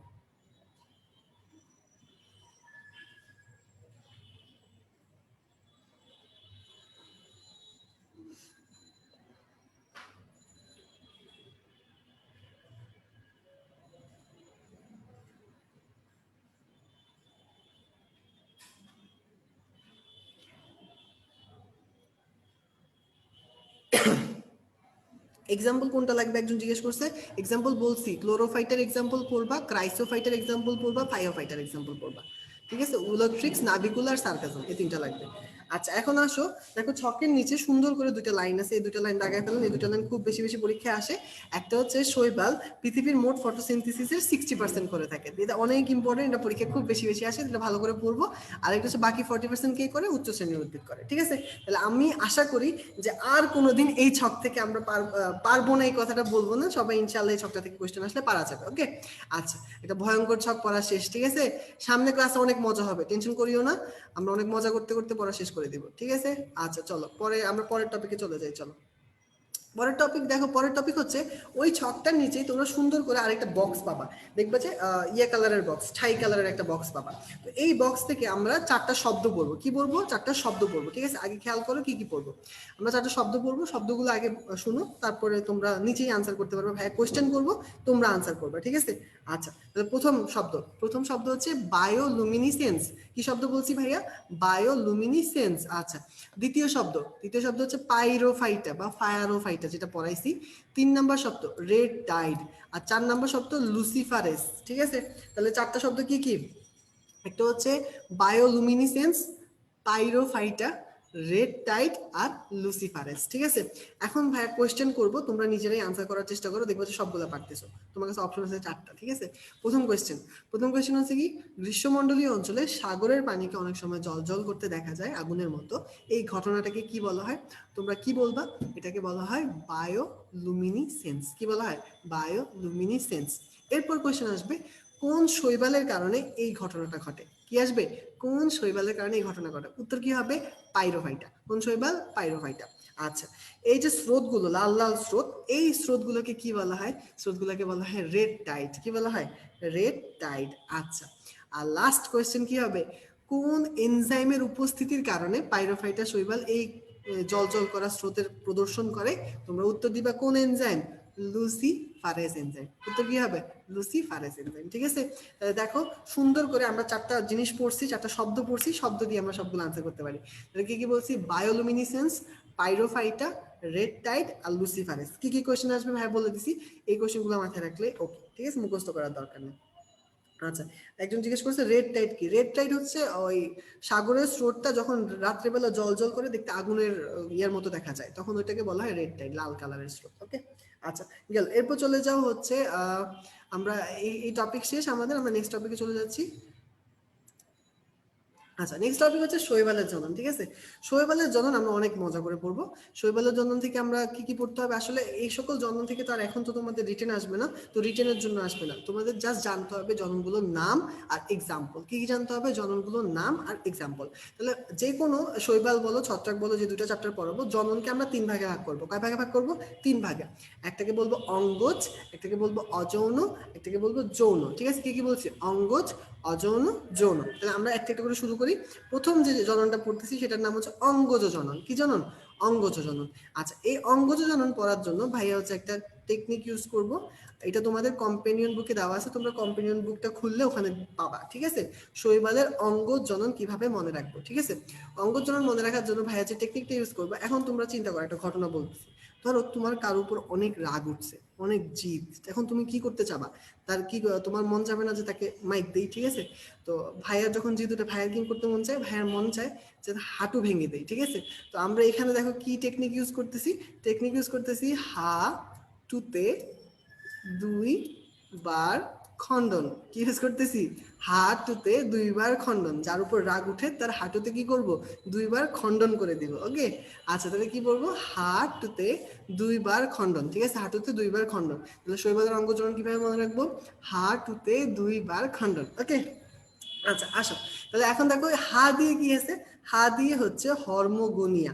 হা দিয়ে কোনটা? হা দিয়ে হচ্ছে হরমোগোনিয়া। ওকে, আচ্ছা, তারপর ত দিয়ে হচ্ছে এখানে টিউবার। ত দিয়ে কোন বিভাজনটা বুঝাচ্ছি? টিউবার। দ দিয়ে হচ্ছে দ্বিবিভাজন, বার দিয়ে হচ্ছে বাডিং, আর খণ্ডন দিয়ে হচ্ছে খণ্ডায়ন। ঠিক আছে, তাহলে আমরা হাঁটুতে 2 বার খণ্ডন দিয়ে আমরা 5টা বিভাজন মনে রাখতেছি। হা দিয়ে হরমোগোনিয়া, ট দিয়ে টিউবার, দ দিয়ে হচ্ছে 2 দ দিয়ে দ্বিবিভাজন, বার দিয়ে হচ্ছে বাডিং বা কুড়ি সৃষ্টি, আর খণ্ডন দিয়ে হচ্ছে খণ্ডায়ন। ঠিক আছে, তাহলে আমাদের এটা পুরোটা হয়ে গেল। ঠিক আছে, এখন দেখো কিভাবে মুখস্থ রাখবো। চলো প্রথমে আসি হা। হায়ের নিচে ভাইয়া লিখছি দেখো নো। কি লিখছি? নো। আর খণ্ডনের নিচে লিখছি উনো। কি লিখছি? উনো। ঠিক আছে, একটা কার্ডের গেম আছে, ওটার নাম হচ্ছে উনো। তাহলে কি লিখছি? একটা লিখছি হচ্ছে হায়ের নিচে নো, আর খণ্ডনের নিচে লিখছি কি? উনো। তাহলে বলো, হায়ের নিচে কি? নো, আর খণ্ডনের নিচে কি? উনো।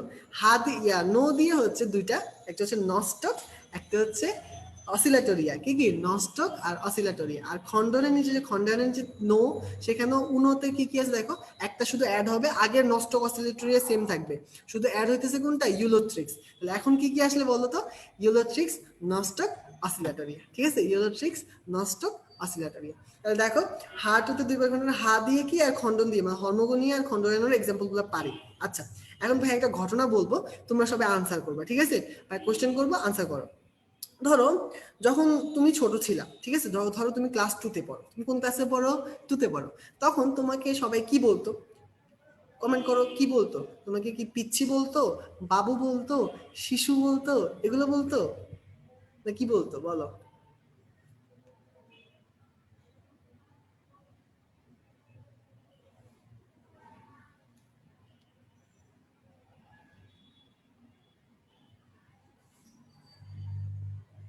হ্যাঁ, তোমাদের কমেন্ট দেখতে পাচ্ছি না। আচ্ছা, পিচ্ছি বলতো, একজন বলছে ছেঁড়া বলতো। আচ্ছা, একজন বলছে ফাজিল মহিলা বলতো। আমি জানি না কেন ফাজিল মহিলা তাকে বলবে। তো যাই হোক, তো পিচ্ছি বলতো, বুঝতে পারছি। তো এরকম পিচ্ছি বলতো, এখনো পিচ্ছি বলে অনেকে। আচ্ছা, তো এখন আমরা আমাদের ইমাজিনেশনটাকে একটু বাড়াই। ঠিক আছে, একদম চিন্তাটা, ইমাজিনেশনটাকে অনেক বড় করে ফেলাই। চলো, এখন একটা গাছ, ঠিক আছে, কি বলছি? একটা গাছ, বুঝছো? সে না ধরো ক্লাস 2-তে ভর্তি করাই দিছে তুমি তাকে। ঠিক আছে, গাছ ধরো ক্লাসে ভর্তি হইতেছে, হ্যাঁ, স্কুলে ভর্তি করানো যাচ্ছে। তখন কি করলো? একটা গাছকে তুমি ক্লাস 2-তে ভর্তি করাই দিছো। তুমি কি তাকে বৃক্ষ বলবা, নাকি তাকে তুমি চারা বলবা? তুমি বলো, তাকে কি বৃক্ষ গাছ বলবা নাকি চারা গাছ বলবা? দেখি ভাইকে কমেন্ট করে জানাও, কি বলবা তাকে, চারা নাকি বৃক্ষ?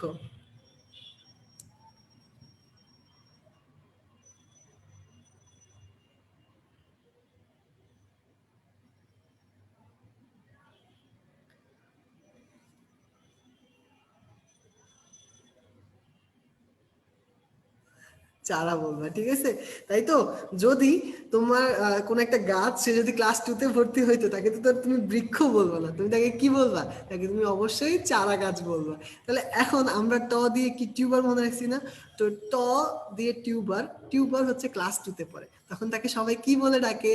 তাকে সবাই চারা বলে ডাকে। দেখো টিউবারের এক্সাম্পল হচ্ছে চারা গাছ, ঠিক আছে? তাহলে টিউবারের এক্সাম্পল কি? চারা গাছ। আমরা একদম ইজিলি মনে রাখলাম কি, টতে টিউবার, টিউবার কোন ক্লাসে পড়ে?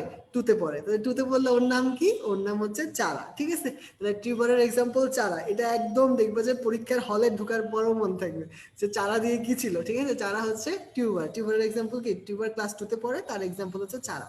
আচ্ছা, এটা পড়া হয়ে গেল আমাদের। এবার আসো 2 এ চলে যাই। 2 দিয়ে কি পড়বো? দ দিয়ে হচ্ছে দ্বিবিভাজন। দ দিয়ে কি বলছিলাম ভাইয়া? দ্বিবিভাজন। আর যে রশ্মিটা আছে, এই রশ্মিটা দিয়ে হচ্ছে ইউগ্লেনা। রশ্মিটা দিয়ে কি? ইউগ্লেনা। দেখো নামটা দেওয়া আছে ইউগ্লেনা। তাহলে আমাদের এটাও পড়া হয়ে গেছে। দ দিয়ে দ্বিবিভাজন, আর এটার এক্সাম্পল কি? ইউগ্লেনা। দ দিয়ে দ্বিবিভাজন, আর এটার এক্সাম্পল কি? ইউগ্লেনা। আচ্ছা, লাস্টে চলে আসি বার। বারের মধ্যে থেকে কি বলবো? বারের এক্সাম্পল হচ্ছে প্রোটোসাইফন। এটা জাস্ট মুখস্থ করবো, বিপি দিয়ে মনে রাখতে পারো যে বার প্রোটোসাইফন, ঠিক আছে? তাহলে দেখো আমাদের শৈবালের অঙ্গচরণের সবগুলো এক্সাম্পল ভাইয়া এখন একবার বলতেছি, ভাইয়ার সাথে সাথে সবাই রিপিট করো বাসায় বসে বসে, দেখবো যে পড়া হয়ে গেছে, ঠিক আছে?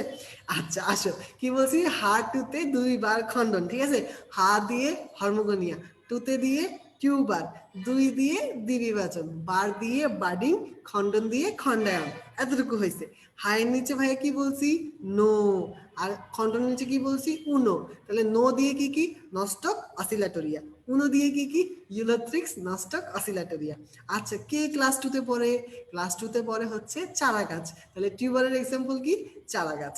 আচ্ছা, 2 এর দ দিয়ে দ্বিবিভাজন, আর রশ্মি দিয়ে কি? ইউগ্লেনা। আর বারের এক্সাম্পল কি? প্রোটোসাইফন। বার্ডিং এর এক্সাম্পল প্রোটোসাইফন। তাহলে আশা করি এই ছক থেকে আর কখনো কারো কোনোটা ভুল হবে না, এবং ইনশাল্লাহ একটু কঠিন ছক কিন্তু পড়া হয়ে গেছে আশা করি, ঠিক আছে? যদি সবার ক্লিয়ার হয় তাহলে ভাইয়াকে বলো যে ভাইয়া ক্লিয়ার, আমরা নেক্সট টপিকে চলে যাচ্ছি।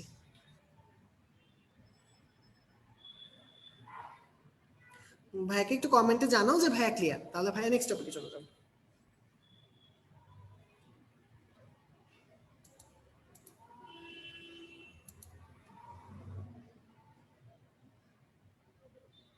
ওকে, ক্লিয়ার বলছো তো ভাইয়া, নেক্সট টপিকে চলে যাচ্ছি। নেক্সট টপিক হচ্ছে আমাদের অযৌন জনন। নেক্সট টপিক কি? অযৌন জনন, ঠিক আছে? আমরা আবারও মজা করে করে পড়বো, আমরা সারা জীবন মজা করেই পড়ছি, ঠিক আছে? আমরা কখনো বোর হয়ে পড়বো না। ওকে, আসো, এখান থেকে আসলে আমাদের মেইনলি যেগুলো পড়া লাগে, কিছু স্পোরের নাম পড়া লাগে। কি পড়া লাগে? স্পোরের নামগুলো পড়া লাগে। দেখবা যে হাসতে হাসতে এখন পেট ব্যথা হয়ে যাবে একটু পরে। আসো, আচ্ছা, প্রথমে আমরা যে স্পোরটা পড়বো, দেখো প্রথমে যে স্পোরটা পড়বো, প্রথম লাইনটা একটু দাগায় ফেলো, যে এখানে একটা লাইন পাবা তোমরা, দেখো সুন্দর করে একটা লাইন আছে এই জায়গাটাতে, এই দেখো, স্পোর সৃষ্টির মাধ্যমে অযৌন জনন হয়। এটা একটা বেসিক লাইন, এটা মাথায় রাখতে হবে সবসময়। অযৌন জনন always always always always always spore দিয়ে হয়। কি দিয়ে হয়? স্পোর দিয়ে হয়। তাহলে অযৌন জনন হয় কিসের মাধ্যমে? স্পোর সৃষ্টির মাধ্যমে হয়, ঠিক আছে? এখন আমরা কিছু স্পোরের নাম পড়ি, চলো সবাই মিলে একসাথে পড়ি। প্রথম যে স্পোরটা পড়বো সেটা হচ্ছে, দেখো, জু স্পোর। কি পড়বো? জুস্পোর। জুস্পোর কি? জুস্পোর হচ্ছে যে স্পোর ফ্লাজেলা থাকে। ফ্লাজেলা মানে মনে রাখবো যে কিছু পায়ের মতো উপাঙ্গ, এগুলোকে বলে ফ্লাজেলা।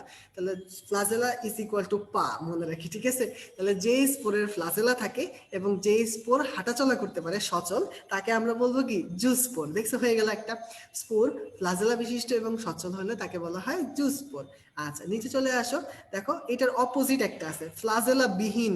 তো ভাইয়া তো বলে দিলাম ফ্লাজেলা ইজ ইকুয়াল টু পা, ঠিক আছে? যার পা নাই সে কি হাঁটাচলা করতে পারবে? সে তো পারবে না। তাহলে ফ্লাজেলা বিহীন আর নিশ্চল হলে তাকে আমরা বলবো অ্যাপ্লানোস্পোর। কি বলবো? অ্যাপ্লানোস্পোর। দেখছি ইজিলি আমরা দুইটা পেরে গেছি। একটা কি? ফ্লাজেলা বিশিষ্ট এবং সচল হলে তাকে বলা হয় জুস্পোর, আর ফ্লাজেলা বিহীন এবং নিশ্চল হলে তাকে বলা হয় অ্যাপ্লানোস্পোর। দুইটা পারি। আচ্ছা, তারপর চলে যাও 3 নম্বর সংখ্যা, যেটা বলবো চরম প্রতিকূল পরিবেশে অ্যাপ্লানোস্পোর অনেক সময় পুরু আবরণ, এই জিনিসটাকে বোল্ড করে দাগায় রাখো তোমরা, পুরু আবরণ বক্স করে রাখো, পুরু আবরণ। কি বলছি? যে অ্যাপ্লানোস্পোর পুরু আবরণ দিয়ে যখন ঢেকে যায় এবং মোটা আবরণ দিয়ে ঢেকে যায়, তখন সেটাকে আমরা বলি হিপনোস্পোর। কি বলি? হিপনোস্পোর। নাম কি বলছি? হিপনোস্পোর। ভাইয়া মনে রাখতাম কিভাবে? ভাইয়া মনে রাখতাম হিপোপটেমাস স্পোর। কি মনে রাখতাম? হিপোপটেমাস। হিপোপটেমাস হচ্ছে জলহস্তির নাম, ঠিক আছে? জলহস্তিকে ইংলিশে বলে হিপোপটেমাস। ভাইয়া মনে রাখতাম হিপোপটেমাস স্পোর, ঠিক আছে? তাহলে হিপনোস্পোর, জলহস্তির চামড়া মোটা, তো হিপনোস্পোরের চামড়াও হচ্ছে মোটা। তাহলে কি পুরো প্রাচীর বিশিষ্ট স্পোরকে কি বলবো? আমরা বলবো হিপনোস্পোর। তাহলে আমাদের দুইটা হয়ে গেল, তিনটা হয়ে গেল। ওকে, জুস্পোর, অ্যাপ্লানোস্পোর, হিপনোস্পোর, তিনটা পারবো। ওকে, তারপর চলে যাই। এখানে আছে দেখবো যে মাতৃকোষের মতো দেখতে যে স্পোর তাকে বলা হয় হচ্ছে অটোস্পোর। পড়বো কি স্পোর? অটোস্পোর। মাতৃকোষের মতো দেখতে স্পোর হচ্ছে অটোস্পোর। আচ্ছা, ভাইয়া তো ক্লাসে আসলে সবকিছু পড়াই দেওয়া সম্ভব না। ভাইয়া যেগুলো সবচেয়ে বেশি ইম্পর্টেন্ট এবং সবচেয়ে বেশি আসে সেগুলো হচ্ছে ভাইয়া ক্লাসে হাইলাইট করে দেওয়ার চেষ্টা করি। এছাড়াও কিছু ইম্পর্টেন্ট অবজেক্টিভ থাকবে, সেগুলো ভাইয়া পিডিএফ এ দিয়ে দিয়েছি, তোমরা দাগাই নিয়ে ওটা পড়ে ফেলবা। ওকে, আচ্ছা ওকে, এরপর চলে যাও হচ্ছে পরে আরেকটা স্পোর পড়বো আমরা, একটা মাত্র স্পোর পড়বো, আর সেটা হচ্ছে একাইনিটি। কি স্পোর পড়বো? দেখো 2 লাইন নিচেই পাবা একটা শব্দ, একাইনিটি। পাবো একাইনিটি। একাইনিটি থেকে কি পড়বো? দেখো, প্রোটোপ্লাস্টে খাদ্য সঞ্চয় করে। এই কথাটা দাগায় রাখো, যে স্পোর প্রোটোপ্লাস্টে খাদ্য সঞ্চয় করে তাকে বলা হয় একাইনিটি। কি বলা হয়? একাইনিটি। তাহলে সবাই পড়ে ফেলাই, যে স্পোর প্রোটোপ্লাস্টে খাদ্য সঞ্চয় করে তাকে আমরা কি বলি? তাকে আমরা বলি একাইনিটি। ওকে, তাহলে আমাদের এটাও হয়ে গেল, খাদ্য সঞ্চয়কারী স্পোরকে কি বলা হয়? একাইনিটি। এখন আমরা মজা শুরু করি, চলো। একাইনিটির যে এক্সাম্পল আছে, বুঝছো, ভাইয়ার না মনে থাকতো না, তো একটা ঘটনা বলি, তাহলে তোমরা ঘটনা দিয়ে তোমরা মনে রাখো। ওকে, একাইনিটির এক্সাম্পলগুলো আমরা সহজে মনে রাখবো কিভাবে? চলো, একাইনিটির এক্সাম্পল তোমরা চিন্তা করো যে তোমার কাছে একটা লোক আসছে। কি আসছে? একটা লোক আসছে। লোক এসে বলতেছে যে ভাই আমার কাঁধে ফোড়া, আমার পিঠে ফোড়া। কি বলতেছে? ভাই আমার কাঁধে ফোড়া, আমার পিঠে ফোড়া। এখন দেখো, একাইনিটির এক্সাম্পল কিভাবে মনে রাখবো? একাইনিটির এক্সাম্পল দুইটা আমরা মনে রাখবো, কাঁধে ফোড়া আর পিঠে ফোড়া। কি দিয়ে মনে রাখবো? কাঁধে ফোড়া আর পিঠে ফোড়া। দেখো, তাহলে একাইনিটির দুইটা এক্সাম্পল আমরা ইজিলি মনে রাখবো কি দিয়ে? একটা হচ্ছে কাঁধে ফোড়া, একটা হচ্ছে পিঠে ফোড়া। দেখো, কাঁধে ফোড়া দিয়ে আছে হচ্ছে ক্লাডো ফোড়া, আর পিঠে ফোড়া দিয়ে আছে কি? পিঠো ফোড়া। ওকে, তাহলে কি বললাম? একজন লোক এসে বলতেছে ভাই আমার কাঁধে ফোড়া, আমার পিঠে ফোড়া। কি কি? ক্লাডো ফোড়া, পিঠে ফোড়া কিসের এক্সাম্পল? এই দুটো হচ্ছে আমাদের একাইনিটির এক্সাম্পল। তাহলে আশা করি সবাই এটাও পারবা। ওকে, তাহলে কাঁধে ফোড়া, পিঠে ফোড়া পেয়ে গেলাম। ওকে, আচ্ছা আচ্ছা, এই পর্যন্ত যতগুলো পড়াইছি এই পর্যন্ত কি সবাইকে বুঝতে পারছি? যদি না বুঝতে পারি তাহলে ভাইকে বলো, তাহলে ভাই একটু রিপিট করবো, না হলে আমরা নেক্সট টপিকে চলে যাবো। নেক্সট টপিক হচ্ছে যৌন জনন, ঠিক আছে? ভাইকে বললো, ভাই ক্লিয়ার?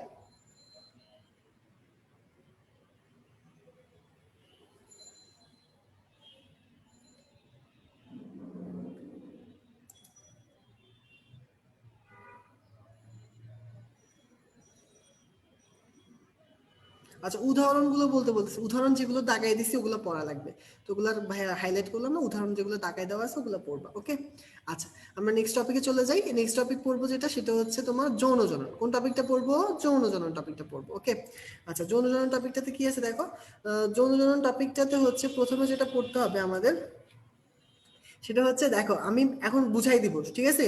আমার সাথে সাথে বুঝবা, আমার সাথে সাথে পড়া শেষ হয়ে যাবে, বাসায় পড়াই লাগবে না। এখন দেখো কিভাবে আমরা পড়ি। প্রথমে দেখো, যৌন জননকে দুই ভাগে ভাগ করা হয়েছে। কয় ভাগে ভাগ করা হয়েছে? দুই ভাগে। একটার নাম হচ্ছে হোমোথ্যালিক, একটার নাম হচ্ছে হ্যাটারোথ্যালিক। এই হোমো আর হ্যাটারো শব্দ দুটোর সাথে আমরা সবাই পরিচিত। জৈব যৌগ চ্যাপ্টার পড়তে যেয়ে আমরা এই শব্দগুলো পড়ছি।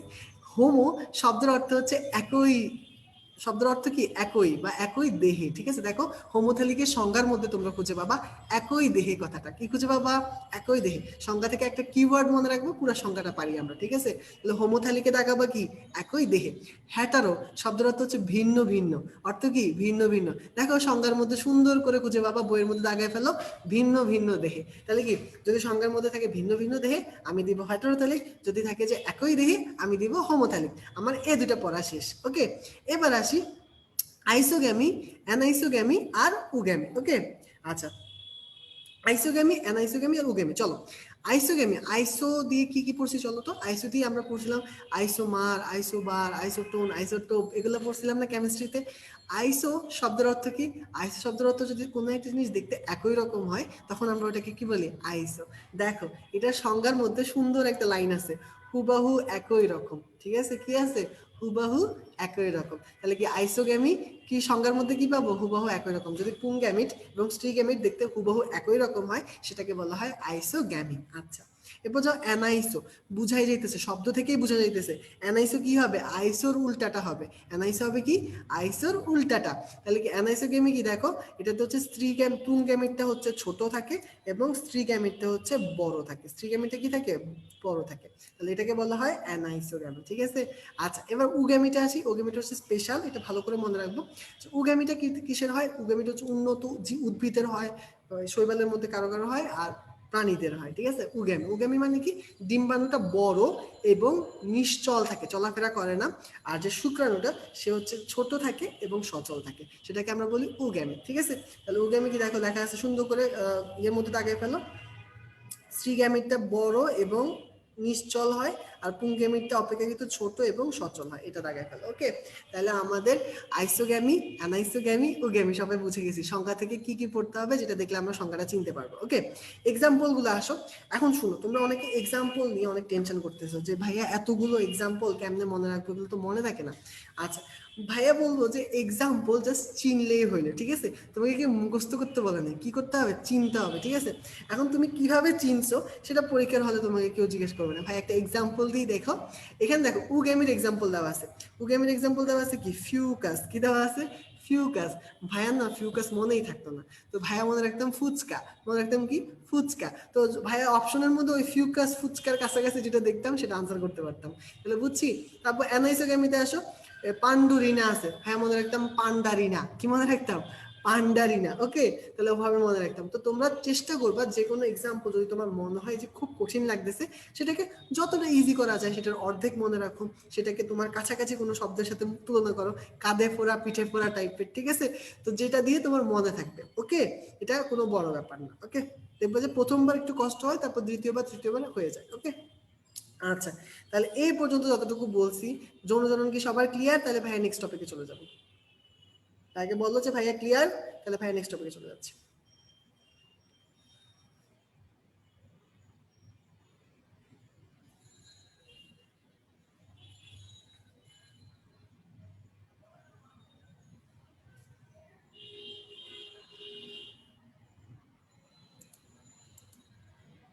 আচ্ছা ক্লিয়ার, তাহলে আমরা নেক্সট টপিকে চলে যাচ্ছি। নেক্সট টপিক আজকে আমরা যেটা পড়বো সেটা হচ্ছে ইউলোট্রিক্স। ইউলোট্রিক্স শুরু করে দিচ্ছি। এখন আমাদের পড়া একটু, এই পর্যন্ত পড়াগুলো একটু বেশি ছিল, এখন একটু পড়া আস্তে আস্তে কমে আসবে, টেনশন করার কিছু নেই, হাসতে হাসতে পড়া শেষ হয়ে যাবে। চলো, আচ্ছা পড়বো যেটা সেটা হচ্ছে দেখো, প্রথমে ইউলোট্রিক্স থেকে কি কি পড়তে হবে ভাই বলে দিচ্ছি। প্রথম লাইনটা দাগাও, এখান থেকে দাগাবা হচ্ছে এই যে ইউলোট্রিক্স একটি ফিলামেন্টাস এবং অশাক সবুজ শৈবাল। এটা ভাই ওই যে ছকের নিচে দাগাই দিছিলাম, সূত্রাকার অশাক, ওইখানে এক্সাম্পল ছিল কি, ইউলোট্রিক্স, ঠিক আছে। ওটা আমরা পড়ে ফেলছি আগে, ঠিক আছে, এটা আমাদের পড়া হয়ে গেছে। ইউলোট্রিক্স এটা ফিলামেন্টাস এবং অশাক শৈবাল। ওকে, এটা পারলাম। তারপর এখানে 3 লাইন নিচে একটা লাইন পাবা, 3 লাইন নিচে যে লাইনটা পাবা সেটা হচ্ছে হোল্ড ফাস্ট। কি লাইন পাবা, হোল্ড ফাস্ট। আমাদের এই হোল্ড ফাস্ট কথাটা পড়তে হবে, কি পড়তে হবে, হোল্ড ফাস্ট। এই হোল্ড ফাস্টের কাজটা কি দেখো, এটা কোনো বস্তুর সাথে শৈবালকে আটকে রাখতে সাহায্য করে। কি করে, শৈবালকে আটকে রাখতে সাহায্য করে। তাহলে হোল্ড ফাস্ট কি করে, কোনো বস্তুর সাথে শৈবালকে আটকে রাখতে সাহায্য করে। এই যে এই কোষটা দেখো, লাস্টে যে এই কোষটা আছে, বড় কোষটা, এটাকে বলা হয় হোল্ড ফাস্ট। এর ভিতরে কিচ্ছু নেই, খালি কোষ। ওকে, আচ্ছা তারপর নিচের দিকে আসো, দাগাবো কোনটা, দাগাবো হচ্ছে দেখো বেল্ট বা ফিতা, ঠিক আছে। এখানে 3টা আকৃতির কথা দেওয়া আছে, দাগাও বেল্ট আকৃতি, ফিতা আকৃতি, আর হচ্ছে আংটি আকৃতির। তাহলে দেখো ক্লোরোপ্লাস্টের আকৃতি কয় রকমের হতে পারে, ক্লোরোপ্লাস্টের আকৃতি 3 রকমের হতে পারে। একটা হচ্ছে বেল্ট, একটা হচ্ছে ফিতা, একটা হচ্ছে আংটি। তাহলে মনে রাখবো বেল্ট, ফিতা, আংটি। ওকে, এটা হয়ে গেছে। তিনটা দেখতে একই রকম বলতে গেলে। আচ্ছা তারপর চলে যায় পাইরিনয়েড, একটা শব্দ পাবা পাইরিনয়েড, এই কথাটা দাগাই ফেলো সবাই, মনে রাখবা। পাইরিনয়েডটা পরীক্ষায় কোশ্চেন আসবে কিভাবে ভাই বলে দিচ্ছি।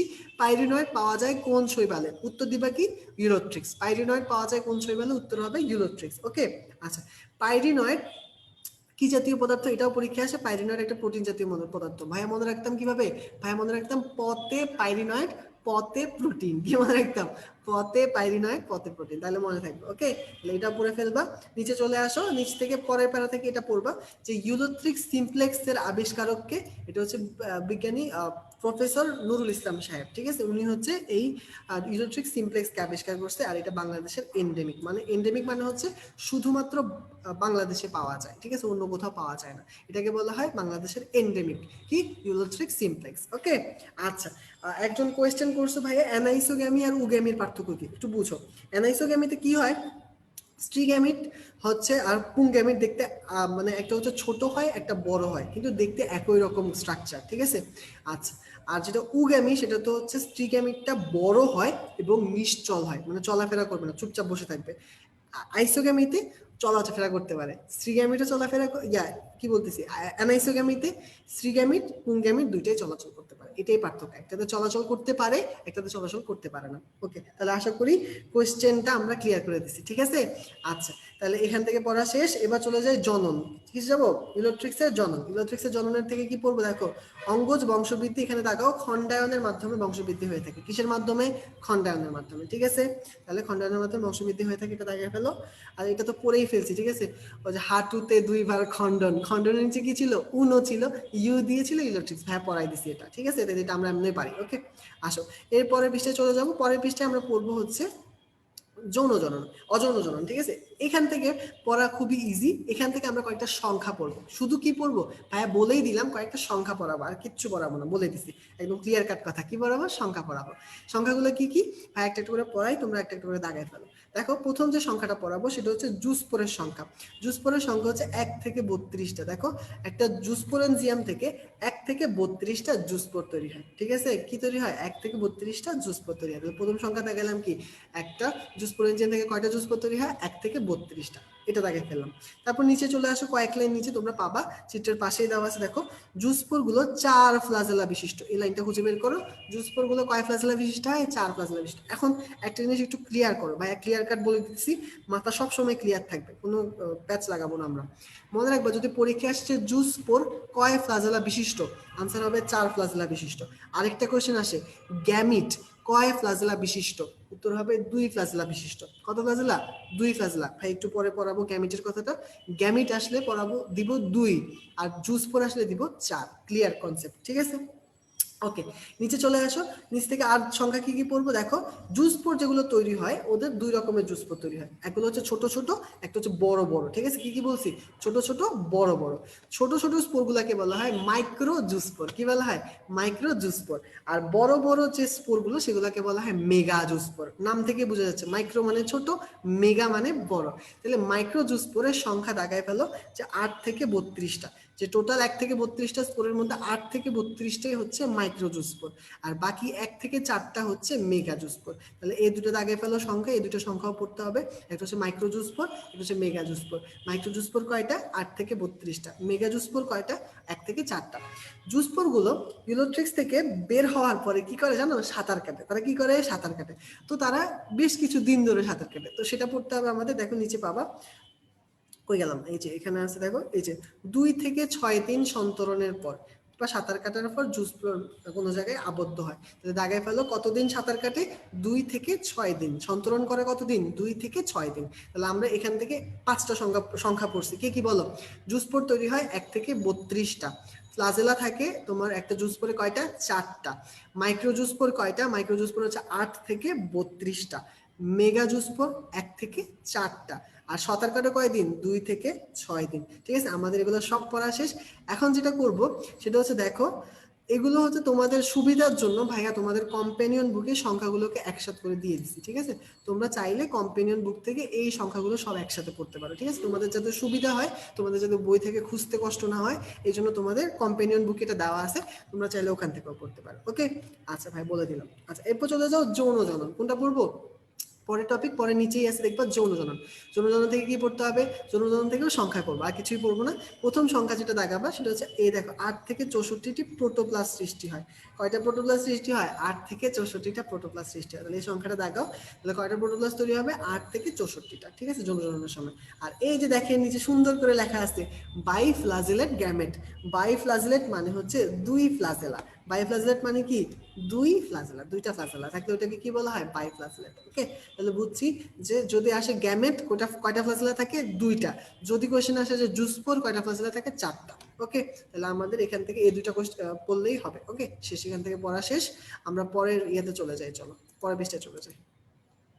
আচ্ছা পরের পৃষ্ঠায় গেলে পাবা হচ্ছে যেটা, সেটা হচ্ছে দেখো সুন্দর করে আছে পামেলা দশা, একটা কথা লেখা আছে দেখবা, সুন্দর করে লেখা আছে পামেলা দশা, কি লেখা আছে, পামেলা দশা। ওকে, পামেলা দশা থেকে কি পড়বো? চলো পামেলা দশা থেকে পড়বো হচ্ছে পামেলা দশা কার কার মধ্যে দেখা যায়। দুইটা নাম দেওয়া আছে, দাগায় ফেলো। একটা নাম হচ্ছে ক্লামাইডোমোনাস। কোন শৈবালে দেখা যায়? ক্লামাইডোমোনাস। আর নিচে আরেকটা নাম পাবা ইউলোথ্রিক্স। তাহলে পামেলা দশা দুইটা শৈবালে দেখা যায়, একটার নাম হচ্ছে ক্লামাইডোমোনাস, একটা হচ্ছে কি ইউলোথ্রিক্স। একদম ইজিলি মাথায় রাখবো কি ক্লামাইডোমোনাস, ইউলোথ্রিক্স, এই দুটো কি হয়? পামেলা দশা দেখা যায়। ওকে, তাহলে আমরা মনে রাখলাম যে পামেলা দশা কোথায় দেখা যায়? দেখা যায় হচ্ছে ক্লামাইডোমোনাস আর ইউলোথ্রিক্স। এই দুটো অবজেক্টিভ খুব ইম্পর্টেন্ট, ভালো করে পড়বা। আরো কিছু জিনিস দেখানো আছে ভাইয়া, হাইলাইট করলাম না, কম ইম্পর্টেন্ট, বাট পড়ে নিবা। ওকে, আচ্ছা, তারপরে টপিকে চলে যাই। চলো আমরা পরের টপিক হচ্ছে যেটা পড়বো সেটা হচ্ছে শৈবালের অর্থনৈতিক গুরুত্ব। দেখো তোমরা বইয়ের পেজ উল্টাতেই পাবা শৈবালের অর্থনৈতিক গুরুত্ব। ঠিক আছে, এখান থেকে কোনটা কোনটা একদম মাস্ট, না পড়লেই নয়, বাদ দিলেই হয় না। ওকে, সেগুলো ভাইয়া বলে দিতেছি, সেগুলো আমরা সুন্দর করে পড়ে ফেলি। চলো সেখান থেকে পড়বো হচ্ছে, প্রথমে যেটা পড়বো সেটা হচ্ছে, দেখো এই লাইনটা তো আগেই পড়ে ফেলছো, 2 নম্বর পয়েন্টে আছে। দেখো মোট সালোক সংশ্লেষণের শতকরা 60% শৈবাল করে থাকে। ওই যে ছকটা পড়াইছিলাম, একটা বিশাল ছক পড়াইছিলাম, ছকের নিচে ছিল, ওইটার মধ্যে এই লাইনটা ছিল যে শতকরা মানে যত সালোক সংশ্লেষণ হয় তার 60% কে করে থাকে? শৈবাল করে থাকে। এই লাইনটা দাগায় ফেলেন। আচ্ছা, 4 নম্বর পয়েন্টে যান। 4 নম্বর একটা ইম্পর্টেন্ট অবজেক্টিভ আছে যে বায়োফুয়েল হিসেবে কাকে ব্যবহার করা হয়? বায়োফুয়েল বা সেকেন্ড জেনারেশন বায়োফুয়েল হিসেবে বট্রিকক্কাস ব্রাউনি। ঠিক আছে, বট্রিকক্কাস ব্রাউনি। ভাইয়ার শুধু ব্রাউনি কথাটা মনে রাখতাম, পুরোটা নাম মনে রাখার কোনো দরকার নেই, তুমি শুধু ব্রাউনি মনে রাখো, তাইলেই হবে। তাহলে বায়োফুয়েল কি ব্যবহার করা হয়? ব্রাউনি ব্যবহার করা হয়, তাইলেই হবে। তাহলে বায়োফুয়েল তৈরিতে ব্যবহার করা হয় বট্রিকক্কাস ব্রাউনি। ওকে, আচ্ছা, আর শৈবালের অর্থনৈতিক গুরুত্ব থেকে অবশ্যই হেডিং গুলা পড়ার অন্তত চেষ্টা করবে। হেডিং দিয়ে মাঝে মধ্যে কোশ্চেন আছে, যে পরিবেশ দূষণ রোধ, এই যে বায়োফুয়েল তৈরি, গোয়েন্দা সাবমেরিন তৈরি। ঠিক আছে, হেডিং গুলা পড়ার ট্রাই করবো। ওকে, আচ্ছা, তারপরে পৃষ্ঠায় চলে, পরের টপ ইয়াতে চলে যাই, পরের নিচের পয়েন্টগুলোতে চলে যাই। চলো নিচের পয়েন্ট কি আছে দেখো, নিচের পয়েন্ট আছে 7 নম্বর পয়েন্ট। আসি 7 নম্বর পয়েন্টে যে লাইনটা তাকাবো সেটা হচ্ছে, দেখো ডায়াটম খোলসের কার্বন ডেটিং করে হচ্ছে মাটির বয়স নির্ণয় করা হয়। এটা পরীক্ষায় খুব বেশি বেশি আসে, সবাইকে পারতে হবে। যে এই লাইনটা দাগিয়ে ফেলেন সবাই, খুব ইম্পর্টেন্ট। কি ইম্পর্টেন্ট বলছি? কোনটার কার্বন ডেটিং করব? ডায়াটম এক ধরনের শৈবাল, এটার যে খোলস সেটার কার্বন ডেটিং করে আমরা মাটির বয়স নির্ণয় করি। ঠিক আছে, তাহলে এটা দাগিয়ে ফেলো সুন্দর করে সবাই। আচ্ছা আচ্ছা, নিচে চলে আসো। এই যে প্যারাটা, এটা না নতুন বইতে অ্যাড হয়েছে। যাদের পুরাতন 2019 সালের বই আছে তারা হয়তো এই জিনিসটা পাও নাই। তো ভাইয়া তো স্লাইডে দিয়ে রাখছি, তোমরা স্লাইড থেকে দেখে নিলেও হবে। ওকে, তো কি বলছে দেখো, ন্যানো ফিল্টার উৎপাদন। ঠিক আছে, ন্যানো ফিল্টার উৎপাদনে কোন শৈবাল ব্যবহার করা হয়েছিল? পিথোফোরা। ওই যে আমাদের পিঠে ফোড়া ছিল যেটা, সেটা পিঠে ফোড়া, পিথোফোরা। এটা কিসে ব্যবহার করা হয়েছে? এটা হচ্ছে তোমার ন্যানো ফিল্টার উৎপাদনে তৈরি করা, ব্যবহার করা হয়েছে। তাহলে এটা পড়বো আমরা। ওকে, আচ্ছা, আর এটা করছে কোন বিজ্ঞানী? বিজ্ঞানী আলফাসানি। ঠিক আছে, আলফাসানি। ওকে, এটা বললেই হবে। ওকে, তাহলে আমাদের এটুকু বললেই হয়ে যাবে, শেষ পড়া। আচ্ছা, এখন আমরা যাব পরের টপিকে। চলো পরের টপিক বলার জন্য ভাই আগে একটা ব্রেক নিব। ব্রেক মানে কি? ব্রেক মানে হচ্ছে গল্পের ব্রেক। আমরা মজা করার জন্য, গল্প করার জন্য ব্রেক নিব। কারণ তা না অনেকক্ষণ ধরে পড়াই যাচ্ছি, অনেকে মনে মনে ভাবতেছে যে কি রে ভাইয়া মজা করে না, দুষ্টামি করে না কেন। আচ্ছা, তো আমরা একটা ব্রেক নিব, একটু মজা করব, তারপরে ভাইয়া হচ্ছে নেক্সট টপিকে চলে যাবে। ঠিক আছে, যেটা হচ্ছে শৈবালের অপকারী ভূমিকা। আচ্ছা আচ্ছা, এই পর্যন্ত যতটুকু বলছি, আগে ভাইয়াকে বলো ভাইয়া অতটুকু ক্লিয়ার, তাহলে ভাইয়া যাই তাহলে ওটাতে। আচ্ছা, কার্বন ডেটিং প্রসেস তো তোমাদের লাগবে না। তোমরা কার্বন ডেটিং প্রসেস দিয়ে কি করবা? তুমি কি ইঞ্জিনিয়ারিং পরীক্ষা দিতে যাচ্ছ নাকি? কার্বন ডেটিং প্রসেস দিয়ে কি করবা?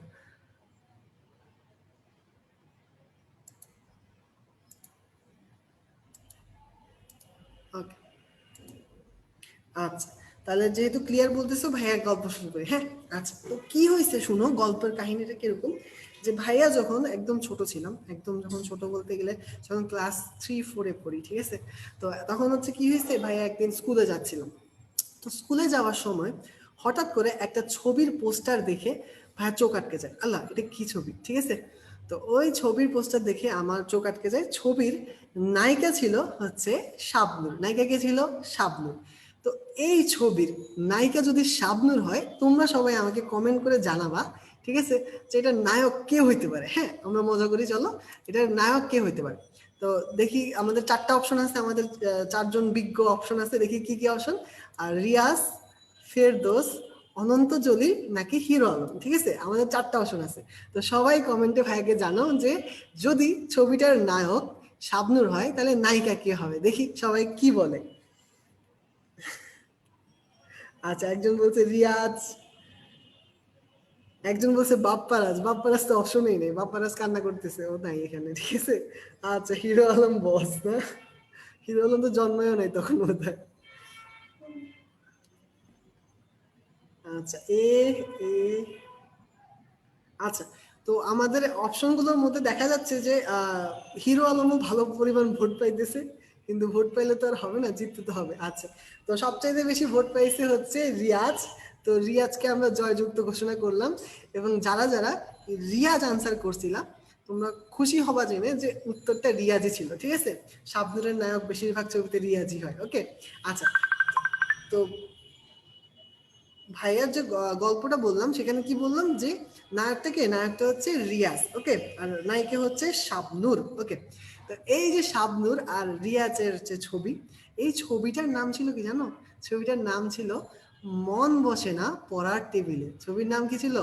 ছবির নাম ছিল মন বসে না পড়ার টেবিলে। দেখো, তোমাদের প্রিয় ডায়লগ যেটা, সেটা কি? মন বসে না কি পড়ার টেবিলে। দেখবো যে কিছু হইলেই বলে, মা আমার মন বসতেছে না পড়তে। ওকে, তাহলে কি? মন বসে না পড়ার টেবিলে। তো দেখি আমরা এই ছবিটাকে। আচ্ছা, তো কি হয়েছে এরপরের কাহিনী শুনো। তো ভাইয়া তো এই ছবি দেখছি, যাই হোক, ভাইয়া ছবি দেখিনি, মানে ভাইয়া ছবির পোস্টার দেখছি। তো একদিন ভাইয়া ক্লাসে পড়াইতেছিলাম, তখন হঠাৎ করে কথা উঠছে, তখন ভাইয়া বললাম যে এরকমও ছবি হয়, ছবির নাম নাকি মন বসে না পড়ার টেবিলে। ওকে, তো একটা স্টুডেন্ট ছিল, সে খুব আগ্রহ নিয়ে আমাকে বলে উঠতেছে যে ভাইয়া ছবিটা তো আমি দেখছি। আমি বললাম যে এত উদ্ভট নামের ছবি তুমি দেখছো?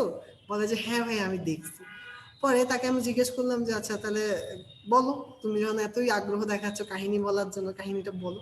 তো সে আমাকে কাহিনীটা শর্টে বলছে, ঠিক আছে, খুবই মোটিভেশনাল কাহিনী, ঠিক আছে, আমরা মোটিভেশন হিসেবে নিচ্ছি। ওকে, তো কাহিনীটা কেমন? কাহিনীটা হচ্ছে দেখাই যাচ্ছে, ছবিতে বুঝাই যাচ্ছে যে হচ্ছে ছবির নায়ক হচ্ছে রিয়াজ, সে হচ্ছে টিচার থাকে। আর নায়িকা হচ্ছে শাবনূর মিয়া, সে হচ্ছে কি থাকে? সে হচ্ছে আমাদের কি থাকে? নায়িকা হচ্ছে স্টুডেন্ট থাকে। ওকে, তো রিয়াজ শাবনূরকে পড়ায়। তো শাবনূর হচ্ছে খুবই ফেল টু মার্কা স্টুডেন্ট, সে একদমই পড়াশোনা করে না, পরীক্ষা খালি ফেল করতেই থাকে, করতেই থাকে, করতেই থাকে, ফেলই করতে থাকে। তো এখন কি হয়েছে যে শাবনূরের যে বাবা, সে রিয়াজকে বলছে যে তুমি আমার মেয়েকে যদি পরীক্ষায় A+ না পাওয়াইতে পারো, তাহলে কিন্তু তোমাকে বাদ, তোমাকে আমি আর কোনোদিন আমার চাকরিতে রাখবো না। আর ওদিকে এখন রিয়াজের ভিতরে আগুন জ্বলে উঠছে যে কি, আমার চাকরি চলে গেলে আমি ভাত খাবো কি দিয়ে। তো এই জন্য সে শাবনূরকে খুব ভালো করে পড়াচ্ছে। অন্যদিকে শাবনূর খুবই দুষ্ট মাইন্ডের, সে দুষ্ট চিন্তা ভাবনা করে। যাই হোক, তো লাস্টে কি হয়? লাস্টে হচ্ছে যখন রিয়াজ শাবনূরকে থ্রেট দেয় যে না তোমার জন্য আমার চাকরি চলে যাবে, আমি তো ভাত খেতে পারবো না, আমি কি করব, তখন লাস্টে শাবনূর খুব কোমর বেঁধে পড়াশোনা করে। এবং সে পড়াশোনা করে মানে একদম মুভির শেষে যে সে হচ্ছে গোল্ডেন A+ পায় এবং সে পরীক্ষায় পাস করে, ঠিক আছে। দেখছো, তার মানে কি প্রচন্ড একটা মোটিভেশনের স্টোরি, যে একটা fail to student say A+ পেয়ে গেছে। ওকে, চেষ্টার মাধ্যমে, 1 মাস 2 মাস চেষ্টার মাধ্যমে। ওকে, আচ্ছা, এবং সুখের ব্যাপার হচ্ছে, মানে সুখের ব্যাপার বা দুঃখের ব্যাপার বা উদ্ভট ব্যাপার বলি, যে ছবি শেষে মানে শিক্ষকের সাথে নায়িকার মিলন দিয়ে দেয়, মানে মিল দিয়ে দেয় হচ্ছে শাবনূরের বাবা, ঠিক আছে। তো দেখা যাচ্ছে যে এই গল্পটা আমাদের দিকে পড়াশোনার জন্য অনেক মোটিভেশন হিসেবে কাজ করতেছে। ছবির নাম কি? ছবির নাম হচ্ছে মন বসে না পড়ার টেবিল। তো এত গল্প করলাম, এত কিছু বললাম, এখন একটুখানি পড়ালেখা করলে তো হয় না, না পড়লে তো হয় না, ঠিক আছে। যেটা পড়বো সেটা হচ্ছে আমরা ফেভারের অপকারী ভূমিকা পড়বো। তো ওই অপকারী ভূমিকা পড়ার জন্য আমরা ওই যে ছবির টাইটেল আছে, ওই টাইটেল থেকে একটা শব্দ চুরি করব। কি করব? শব্দ ইউজ করব। শব্দটা হচ্ছে মন। কি ইউজ করব? চলো মন ইউজ করব। দেখো, মন দিয়ে ভাই এখানে কি লিখে রাখছি দেখো, শৈবালের অপকারিতা ভূমিকার মধ্যে তোমরা পেয়ে যাবা যে ওয়াটার ব্লুম সৃষ্টি, এখানে সুন্দর করে দেওয়া আছে, দেখো মন লিখে রাখছি ভাই। মন দিয়ে কি কি শৈবাল আছে? 3টা শৈবাল আছে, দেখো কি কি। একটা হচ্ছে মাইক্রোসিস্টিস, একটা হচ্ছে অসিলেটোরিয়া, আর একটা হচ্ছে নস্টক। তাহলে মনে রাখলাম কি? মন বসে না পড়ার টেবিলের মন, এই 3জন কি করে? ওয়াটার ব্লুম সৃষ্টি করে। মাইক্রোসিস্টিস, অসিলেটোরিয়া, ননস্টপ, ঠিক আছে, এরা কি করে? ওয়াটার ব্লুম সৃষ্টি করে। তাহলে আমরা পড়াও পড়ে ফেললাম, গল্প হয়ে গেল। ওকে, আচ্ছা, এখন চলো নিচ থেকে আরেকটা পড়বো। এটা হচ্ছে 3 নম্বর পয়েন্টে চলে আসো। এটা পড়বো যে মাছের রোগ সৃষ্টি করে কোনটা? এটা হচ্ছে ওইডোগোনিয়াম। কি পড়বো? ওইডোগোনিয়াম, ঠিক আছে। তাহলে মাছের রোগ সৃষ্টি করে হচ্ছে কোন শৈবাল? ওইডোগোনিয়াম শৈবাল। তাহলে আমরা 2টা অবজেক্টিভ পড়ছি, একটা হচ্ছে মন দিয়ে মনে রাখছি মাইক্রোসিস্টিস, অসিলেটোরিয়া, নষ্ট কি করে? ওয়াটার ব্লুম সৃষ্টি করে। আরেকটা হচ্ছে মাছের রোগ সৃষ্টি করে ওইডোগোনিয়াম, ঠিক আছে। আচ্ছা, সবাই কমেন্ট দিয়ে পাগলা করে ফেলতেছে, এত কমেন্ট ইয়ে করার দরকার নেই, দুষ্টামি শেষ। ওকে, আমরা গল্প করছি, আমরা একটু মাথাটাকে ফ্রেশ করছি, আমরা এখন আবার পড়াশোনায় চলে আসি, ঠিক আছে? ওকে, আমরা হাসতে হাসতে পড়া শেষ করে দেবো, টেনশন করিও না। ওকে, আচ্ছা আমরা নেক্সট টপিকে চলে যাই, চলো। তাহলে শৈবালের অপকারী গুরুত্ব আশা করি সবাই পারবো, এটা ভুলবো না, ঠিক আছে? মন বসানো পড়ার টেবিলে কেউ আশা করি ভুলবে না। ওকে, আচ্ছা তারপর চলে যাই ছত্রাক। আমাদের শৈবাল পর্যন্ত মানে চ্যাপ্টারের অর্ধেক শেষ, অর্ধেক বাকি। অর্ধেক কি? ছত্রাক শুরু করতেছি। আচ্ছা, ছত্রাকের মধ্যে প্রথমে যেটা ভাইয়া আগে পড়াই দিছি সেটা বলে দিচ্ছি। যেটা পড়াই দিছি সেটা হচ্ছে ওই যে মাছির ফাঁসি, ভাইয়া ক্লাসের শুরুতে পড়াইছিলাম, মা দিয়ে মাইকোলজি, ছ দিয়ে ছত্রাক। দেখো ছত্রাক সম্বন্ধে স্টাডি করাকে কি বলা হয়? মাইকোলজি বলা হয়। দেখছো এটা এখানে আছে ভাইয়া, একদম চ্যাপ্টারের শুরুতে পড়াই দিছি যাতে তোমাদের সবার মনে থাকে, এই জন্য ভাইয়া ওখান থেকে পড়াই দিছি। ওকে, তাহলে আশা করি সবাই এটা পারবো। আচ্ছা, এখান থেকে সংজ্ঞাটা আছে, সংজ্ঞাটা পড়ার চেষ্টা করবো। এর পরের পৃষ্ঠায় চলে যায়, পরের পৃষ্ঠায় আছে দেখো, এই প্যারাটা হচ্ছে নতুন যাদের বই মানে 2020 সালের এডিশন, সেখানে একটুখানি অ্যাড হয়েছে, অনেক পুরাতন বইতে আমি দেখি নাই যে এই প্যারাটা আছে কিনা। এটা হচ্ছে এই যে মধু ছত্রাক বা হানি মাশরুমের প্যারাটা, ঠিক আছে? তোমরা টেনশন করার কিছু নেই, যারা ভাবতেছো যে আমার কাছে বই নেই নতুনটা, তো আমি পড়বো কিভাবে, ভাই এটা কম্পেনিয়ন বুকে দিয়ে দিছি, টেনশন করার কিচ্ছু নেই। ওকে, আচ্ছা, তো এখান থেকে দেখো মধু ছত্রাক বা হানি মাশরুম, এখানে আসি। হানি মাশরুমের বৈজ্ঞানিক নামটা পড়তে হবে, যেটা হচ্ছে আর্মিলারিয়া হচ্ছে অস্ট্রেলিয়া। কি? আর্মিলারিয়া অস্ট্রেলিয়া। এটা হচ্ছে পৃথিবীর সবচাইতে বড় জীব। এটা কি? পৃথিবীর সবচাইতে বড় জীব। তাহলে পৃথিবীর সবচাইতে বড় জীবের নাম কি? পৃথিবীর সবচাইতে বড় জীবের নাম হচ্ছে মধু ছত্রাক বা হানি মাশরুম, যেটার বৈজ্ঞানিক নাম হচ্ছে আর্মিলারিয়া অস্ট্রেলিয়া। তাহলে এটা আমরা সুন্দর করে সবাই পড়ে ফেলবো, কি? আর্মিলারিয়া অস্ট্রেলিয়া। ওকে, আচ্ছা আশা করি সবাই পারবো। আর নিচ থেকে আরেকটা অবজেক্টিভ পড়বো, দেখো আরেকটা আছে আর্মিলারিয়া মিলিয়া। দেখো কি আছে? আর্মিলারিয়া মিলিয়া, ঠিক আছে? এটা কি করে? আলো বিচ্ছুরণ করে। আচ্ছা, আছে বলতেছে, পুরাতন বইতেও আছে, তাহলে ভালো, থাকলে তো ভালো, থাকলে তো টেনশন করার কিছু নেই। ওকে, আচ্ছা, তাহলে কি যেটা বললাম আর্মিলারিয়া মিলিয়া, এটা কি করে? রাতের বেলা অন্ধকারের মধ্যে জল জল করে জোনাকির মতো, বিচ্ছুরণ ঘটায়। নাম কি তার? আর্মিলারিয়া মিলিয়া। তাহলে আমরা দুইটা পড়ছি, আর্মিলারিয়া দুইটা ভাই আছে, একটার নাম অস্ট্রেলিয়া, সে সবচেয়ে বড়, আর একটা হচ্ছে মিলিয়া। মিলিয়া হচ্ছে অন্ধকারে জল জল করে, আলো বিচ্ছুরণ করে, ঠিক আছে? এটা পারা যাবে। আর এই প্যারাটা লাস্ট লাইনটা পড়বা, অবশ্যই পড়বা, এটা হচ্ছে অ্যামাটক্সিন। কি? অ্যামাটক্সিন, যে বিষাক্ত শৈবাল বিষাক্ত ছত্রাক থেকে কোন টক্সিন বের হয়? অ্যামাটক্সিন বের হয়। কোন টক্সিন? অ্যামাটক্সিন। ওকে, মনে থাকবে। আচ্ছা, তাহলে আমরা এখান থেকে 3টা অবজেক্টিভ পড়বো, ভাই একদম এক্সাক্ট বলে দিতেছি, তাহলে হয়ে যাচ্ছে, ঠিক আছে? আচ্ছা, আমরা এখন ছত্রাকের বৈশিষ্ট্য পড়বো, ঠিক আছে? কোনো টেনশন নাই, পড়া হয়ে গেছে, তুমি টেনশন করার কিছু নেই, কারণ পড়া হয়ে গেছে। আমরা দেখবো যে এখন ভাইয়া বলবো, তোমরা নিজেরাই পারতেছো। ওকে, আসো, প্রথমে দেখো আমরা শৈবালের বৈশিষ্ট্যগুলো একটু রিকল করি, ঠিক আছে? একটু মনে করি, ঠিক আছে? ওখানে পড়ছিলাম যে শৈবাল হচ্ছে শালক সংশ্লেষণে সক্ষম বা শালক সংশ্লেষণকারী। এখন কি হবে? ছত্রাকে সবগুলো উল্টা হবে, উল্টা হবে। দেখো ওখানে ছিল শালক সংশ্লেষণের সক্ষম, এখানে দেখো শালক সংশ্লেষণে অক্ষম। কি পাইছি? 1 নম্বর বৈশিষ্ট্য, শালক সংশ্লেষণে অক্ষম, ঠিক আছে? তাহলে মনে রাখলাম যে ছত্রাক কেমন হয়? শালক সংশ্লেষণে অক্ষম হয়। ওকে, তারপরে ওখানে আমরা পড়ছিলাম স্বভোজী। কি পড়ছিলাম বলো সবাই? স্বভোজী, ঠিক আছে? এখন আমরা পড়বো স্বভোজী বাদ দিয়ে যা হওয়া সম্ভব সবগুলো।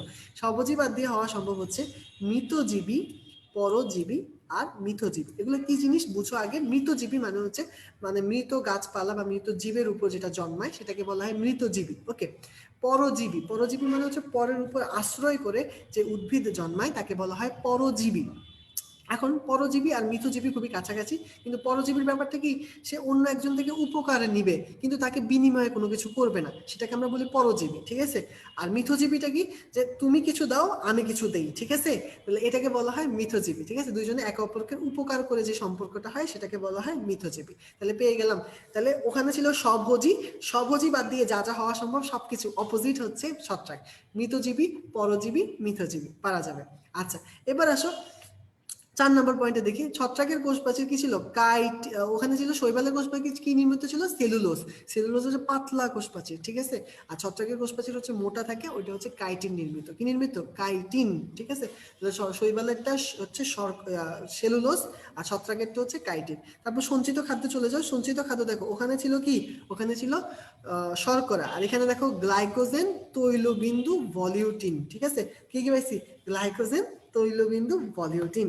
আচ্ছা, ওকে, তাহলে আমাদের এটাও পড়া হয়ে গেল। চলো আমরা 4টা বৈশিষ্ট্য একদম ইজিলি, ঠিক আছে, আমরা একদম ইজিলি এই 4টা বৈশিষ্ট্য একসাথে ছত্রাক ওই অপোজিট করে করে পেরে ফেললাম। ওকে, আচ্ছা এরপরে চলে যাই, চলো। এবার চলে আসি এখান থেকে। আর দেখো কিছু পয়েন্ট ভাইয়া দাগায় রাখছি, এগুলো তোমরা পড়ে নিবা। সেটা হচ্ছে 9, 10, 11, 12 এই 4টা পয়েন্ট তোমরা বইয়ের মধ্যে দাগায় নাও। এই 4টা পড়ে নিবা, কোশ্চেন আসে বেশি এই 4টা পয়েন্ট থেকে, কোশ্চেন আসে বেশি। তো এই জন্য ভাইয়া 1, 2, 3, 4, 5 ভাইয়া বুঝাই দিছি।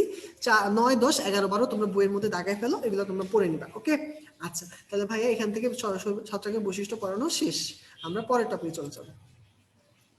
আচ্ছা, পরের টপিকে চলে যাচ্ছি। পরের টপিক কি আছে দেখো। পরের টপিক হচ্ছে, দেখো প্রথমে মানে ওই প্যারাটার পরের প্যারাতেই পাবা, প্রথমে একটা লাইন পাবা যে 5টা ফাইলামে ভাগ করছে মার্গুলিস। এই 5টা ফাইলামের নাম আমাদেরকে মনে রাখতে হবে। তো ভাইয়া মনে রাখতাম কিভাবে জানো?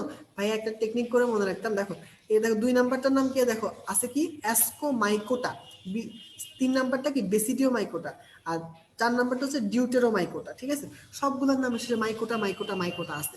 আমার কি দরকার আছে মাইকোটা মনে রাখা? মাইকোটা বাদ। ঠিক আছে, আমি মনে রাখতাম যে একটা হচ্ছে এ দিয়ে, একটা হচ্ছে বি দিয়ে, একটা হচ্ছে ডি দিয়ে। তাহলে মনে রাখতাম এ বি ডি। আর মনে রাখতাম কি এটার নাম কি জাইগো, আর এটার নাম হচ্ছে মাইকো। তাহলে কি মনে রাখতাম বলো? A B D জাইগো মাইকো, A B D জাইগো মাইকো। ওকে, পড়া হয়ে গেছে। এ তে অ্যাসকোমাইকোটা, বি তে বেসিডিওমাইকোটা, ডি তে ডিউটেরোমাইকোটা, আর জাইগো মাইকো। ঠিক আছে, সবগুলা শেষে মাইকোটা মাইকোটা যোগ হবে, তো ওটা আমরা পড়বো না। তাহলে আমরা মনে রাখছি কি এ বি ডি জাইগোমাইকো। ঠিক আছে, অথবা জাইগোমাইকো এবিডি। ওকে, এভাবে মনে রাখো। তাহলে দেখবো যে 5টা ফাইলাম ইজিলি পারবা তুমি। ওকে, তাহলে মনে রাখলাম কিভাবে? আমরা মনে রাখছি কি এ বি ডি জাইগোমাইকো। ওকে, শেষ, আমাদের এটা পড়া হয়ে গেছে। আমরা চলে যাই ছত্রাকের দৈহিক গঠন। আচ্ছা, এখন ভাইয়া পড়াই দিব। এখন ভাইয়া যেভাবে বুঝাই বুঝাই পড়াবো সেভাবে মনে রাখার চেষ্টা করবা, ইনশাআল্লাহ হয়ে যাবে। আসো, প্রথমে দেখো দৈহিক গঠনের মধ্যে আমরা যেটা পড়বো সেটা হচ্ছে এটা। দেখো 2 নাম্বার লাইনে পাবা ছত্রাকের সূত্রাকার শাখাকে কি কি বলা হয়? ঠিক আছে, সূত্রাকার শাখাকে হাইফা বলা হয়। ছত্রাকের সূত্রাকার শাখাকে বলা হয় হাইফা। ছত্রাকের মধ্যে কিছু সূত্রাকার শাখা দেখা যায়, এগুলোকে কি বলা হয়? হাইফা।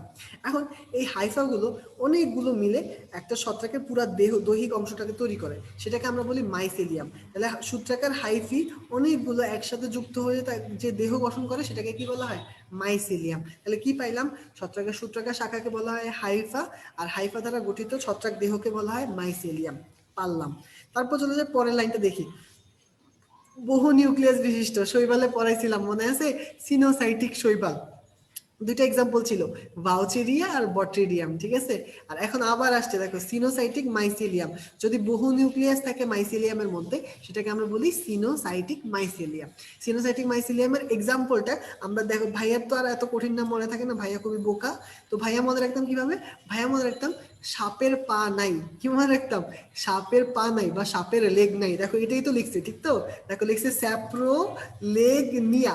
ঠিক আছে, আমি মনে রাখতাম কি সাপের লেগ নাই। ঠিক আছে, তাইলেই হবে। তাহলে মনে রাখতাম কি সাপের লেগ নাই। ঠিক আছে, সাপের পা নাই। ওকে, তাহলে আমরা এটাও পারলাম যে কিভাবে মনে রাখবো যে সিনোসাইটিক মাইসেলিয়ামের এক্সাম্পল হচ্ছে সাপের পা নাই। কার পা নাই? সাপের পা নাই। ওকে, তাহলে আমাদের এটাও পড়া হয়ে গেল। ওকে, আচ্ছা নিচে চলে আসি। নিচে 2টা যে এক্সাম অবজেক্টিভ পড়াবো যেটা খুব ইম্পর্টেন্ট, এবং তোমরা প্যাচ লাগাই ফেলো। হ্যাঁ, একটু একদম ক্লিয়ার কাট বলে দিতেছি যাতে মাথায় থাকে। ওকে, মনে রাখবা যদি পোষক দেহ থেকে খাদ্য শোষণ করে যে হাইফা, সেটাকে আমরা বলি হস্টোরিয়াম। কি বলি? হস্টোরিয়াম। যদি তুমি এই কথাটা পাও, এই যে দেখো পোষক দেহ কথাটা পাও, কোন কথাটা? পোষক দেহ, তাহলে তোমার উত্তর হবে কি হস্টোরিয়াম। আর যদি তোমাকে লেখে যে পরিবেশ থেকে খাদ্য শোষণ করে কোন হাইফা, তাহলে তোমাকে উত্তর হবে কি রাইজয়েড। কি উত্তর হবে? রাইজয়েড। তাহলে 2টা কি কি বলছি বলো? পোষক দেহ থেকে খাদ্য শোষণকারী হাইফাকে বলা হয় হস্টোরিয়াম, আর কি বলছি? পরিবেশ থেকে খাদ্য শোষণকারী হাইফাকে বলা হয় রাইজয়েড। ঠিক আছে, পোষক দেহ থেকে হস্টোরিয়াম, পরিবেশ থেকে রাইজয়েড। আশা করি সবাই পারবো। ওকে, আচ্ছা এবার নিচে চলে আসো। হাইফা অনেক সময় শক্ত রশি, এখানে একটা কথা পাবো মোটা করে লেখা, এটা লিখে রাখো, এটা বক্স করে রাখো। শক্ত রশি, হাইফা অনেকগুলো মিলে অনেক সময় শক্ত রশির মতো গঠন করে, মাইসেলিয়াম মিলে, সেটাকে বলা হয় রাইজোমর্ফ। কি বলা হয়? রাইজোমর্ফ। ঠিক আছে, ঠিক আছে, তাহলে আমাদের এখান থেকে আমরা হাইফা বুঝলাম, মাইসেলিয়াম বুঝলাম, হস্টোরিয়াম বুঝলাম, রাইজয়েড বুঝলাম, আর কি রাইজোমর্ফ বুঝলাম। আর একটা পড়াবো, জাস্ট একটা, অধৈর্য হইও না, আর একটা পড়াবো। সেটা হচ্ছে দেখো উদ্ভিদের মূল আর ছত্রাক। কার কার মধ্যে? উদ্ভিদের মূল আর ছত্রাক। ঠিক আছে, উদ্ভিদের মূল আর ছত্রাকের মধ্যে এক ধরনের সম্পর্ক হয় বা মিথজীবী সম্পর্ক হয়, এই সম্পর্কটাকে বলা হয় মাইকোরাইজাল অ্যাসোসিয়েশন বা মাইকোরাইজাল ছত্রাক বলা হয়। ঠিক আছে, কি বললাম, উদ্ভিদের মূল আর ছত্রাকের মধ্যে যে সম্পর্ক হয় সেটাকে বলা হয় কি মাইকোরাইজাল অ্যাসোসিয়েশন। ঠিক আছে, আমরা এটা মনে রাখবো। আর এটার এক্সাম্পলটা দেখো আবারও, সাপের পা নাই স্যাপ্রোলিগনিয়া। ঠিক আছে, তাহলে আমরা মনে রাখলাম কি সাপের পা নাই, তাহলে সাপের পা নাই কয়টা জিনিসের এক্সাম্পল, দুইটা, একটা সিনোসাইটিক মাইসিলিয়াম আর একটা হচ্ছে তোমার মাইকোরাইজাল অ্যাসোসিয়েশন। দুইটা আসলেই আমরা কি দিব, যে সাপের পা নাই। ওকে, আচ্ছা, তাহলে আমাদের এখান থেকে আমি মোটামুটি ইম্পর্টেন্ট সবকিছু বলে দিছি। এই পর্যন্ত যদি কারো কোনো কিছুতে সমস্যা হয় বা সমস্যা থাকে তাহলে ভাইকে বলো, আর না আমাকে বলো যে ভাইয়া ক্লিয়ার, তাহলে ভাই নেক্সট টপিকে চলে যাচ্ছি।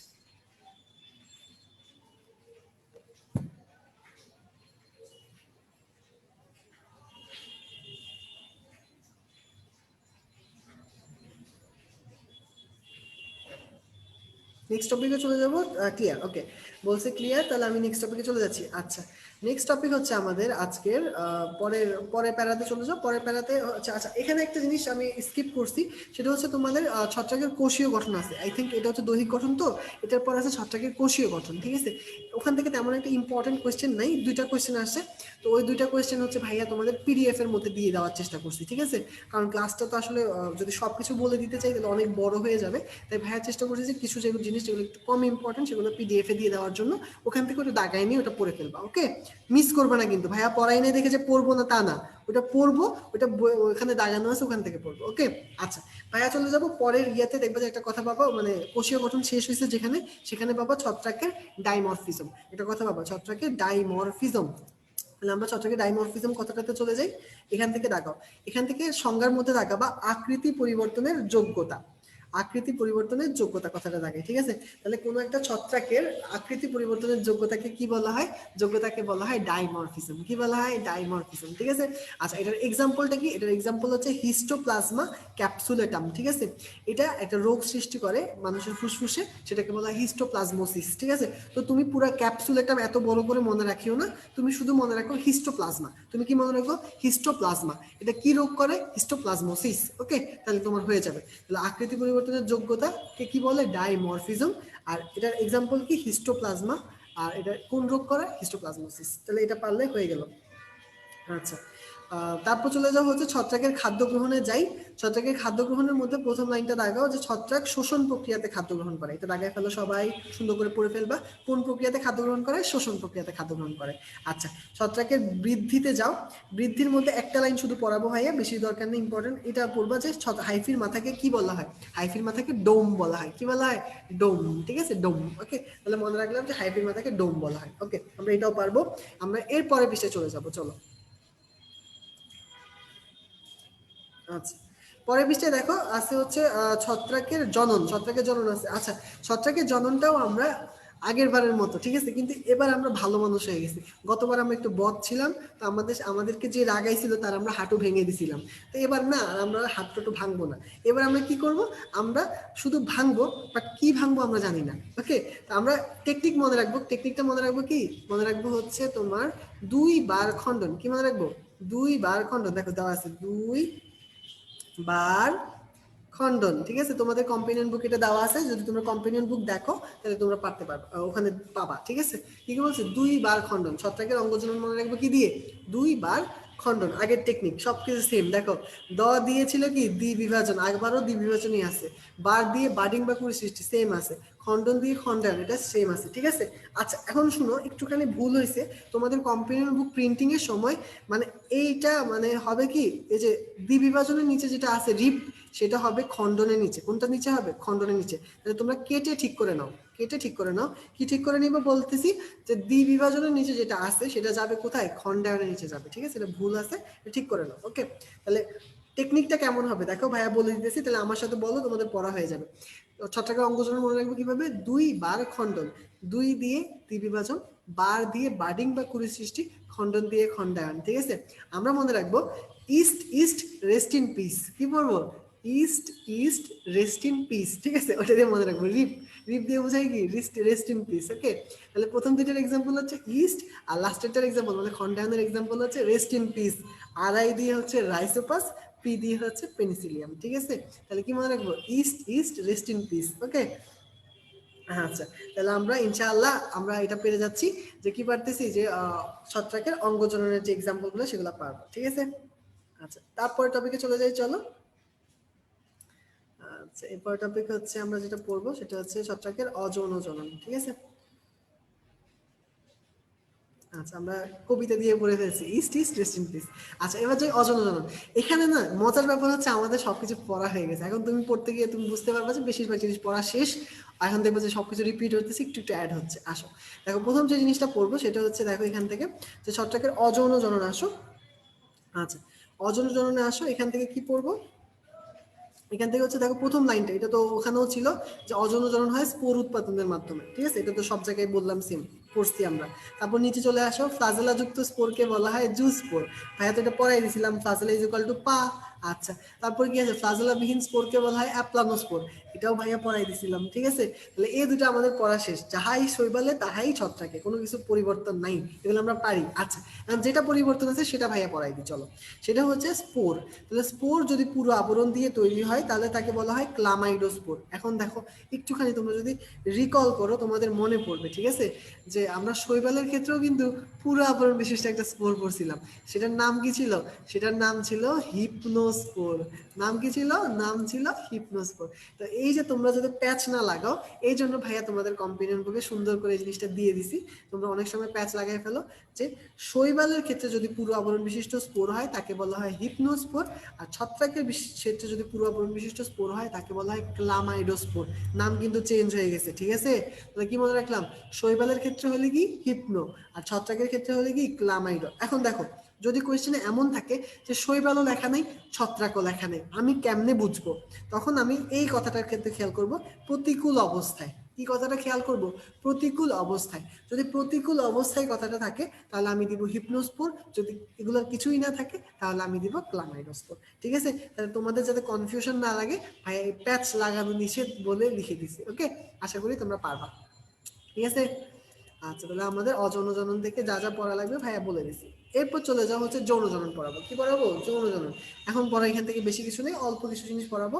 প্রথমে যে জিনিসটা পড়বো সেটা হচ্ছে, দেখো অযৌন জনন থেকে এখানে দেখো একটা পাবো যে প্রোটোপ্লাজমের মিলন, একটা কথা পাবো, এই যে এই কথাটা, প্রোটোপ্লাজমের মিলনকে বলা হয় প্লাজমোগ্যামি। কি বলা হয়? প্লাজমোগ্যামি। আর নিউক্লিয়াসের মিলনকে বলা হয় ক্যারিওগ্যামি। দুটো শব্দ দাগায় ফেলো। প্রোটোপ্লাজমের মিলন, নাম কি তার? প্লাজমোগ্যামি। গ্যামি শব্দের অর্থ মিলন, আর প্রোটোপ্লাজমের মিলন হয়েছে তাই নাম হয়েছে কি? প্লাজমোগ্যামি। আচ্ছা, নিউক্লিয়াস এটার ইংলিশ শব্দ বা মানে যে এটা গ্রিক শব্দ থেকে আসছে সেটার অর্থ হচ্ছে ক্যারিয়ন। কি শব্দ? ক্যারিয়ন। ক্যারিয়ন অর্থ হচ্ছে নিউক্লিয়াস। তাহলে ক্যারিওগ্যামি মানে কিসের মিলন? নিউক্লিয়াসের মিলন। তাহলে কি পাইলাম? প্লাজমোগ্যামি, প্রোটোপ্লাজমের মিলন, নিউক্লিয়াসের মিলন কি বলবো? ক্যারিওগ্যামি। পড়া হয়ে গেছে আমাদের। নিচের প্যারাতে চলে যাই। নিচের প্যারা থেকে যেটা লাগবে সেটা হচ্ছে, এটা দেখাও, অ্যাসকোমাইকোটাকের অপর নাম হচ্ছে স্যাক ফানজাই। কি বলা হয়? Sec fungi.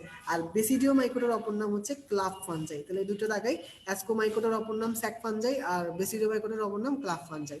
আর অ্যাসকোমাইকোটাতে দেখাও যে 4 থেকে 8টা অ্যাসকোস্পোর তৈরি হয়। কয়টা অ্যাসকোস্পোর তৈরি হয়? 4 থেকে 8টা। তাহলে এটা পড়ে ফেললে হয়ে যাবে। তাহলে এখান থেকে কি কি লাগবে বলে দিলাম। অ্যাসকোস্পোর কয়টা তৈরি হয়? 4 থেকে 8টা। আচ্ছা, এটা গেল আমাদের। তারপরে চলে যাই, চলো তারপরের টপিকে চলে যাব। তারপরের টপিক হচ্ছে, এখন দেখো ছত্রাকের উপকারিতা অপকারিতা। দেখো পড়া কিন্তু এখন খুব অল্প আকারে করে দিতেছি।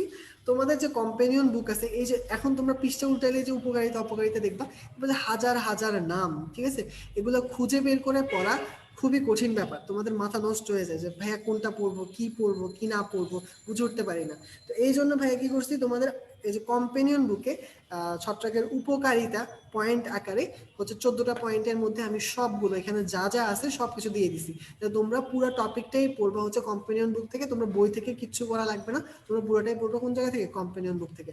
কম্পেনিয়ন বুক থেকে। এবং কোনগুলো সবচেয়ে বেশি ইম্পর্টেন্ট ভাইয়া বলে দিতেছি, ওগুলো একটু দাগায় ফেলো। ইম্পর্টেন্ট পয়েন্ট হচ্ছে 2 number point, 3 number, 4 number, 8 number, 10 number, 14 number. 2, 3, 4, 8, 10, 14, ঠিক আছে? সবগুলোই লাগবে, বাট যেগুলো বেশি বেশি পরীক্ষায় আসে সেগুলো ভাইয়া বলে দিলাম, যেগুলো একটু ভালো করে পড়বো, আমরা একটু বেশি করে পড়বো, ঠিক আছে?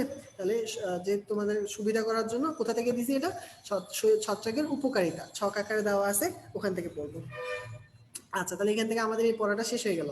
চলো আমরা নেক্সট চলে যাই। নেক্সট হচ্ছে দেখো আছে হচ্ছে ছত্রাকের অপকারিতা। ভাই একই কাজ করছি, তোমাদের খুঁজে বের করতে অনেক কষ্ট হয় বইয়ের মধ্যে, এগুলো তো খুঁজে পাওয়া যায় না। তো এখান থেকে ভাই হচ্ছে এখানে সবগুলো অপকারিতা দিয়ে দিছি, যেগুলো যেগুলো লাগবে।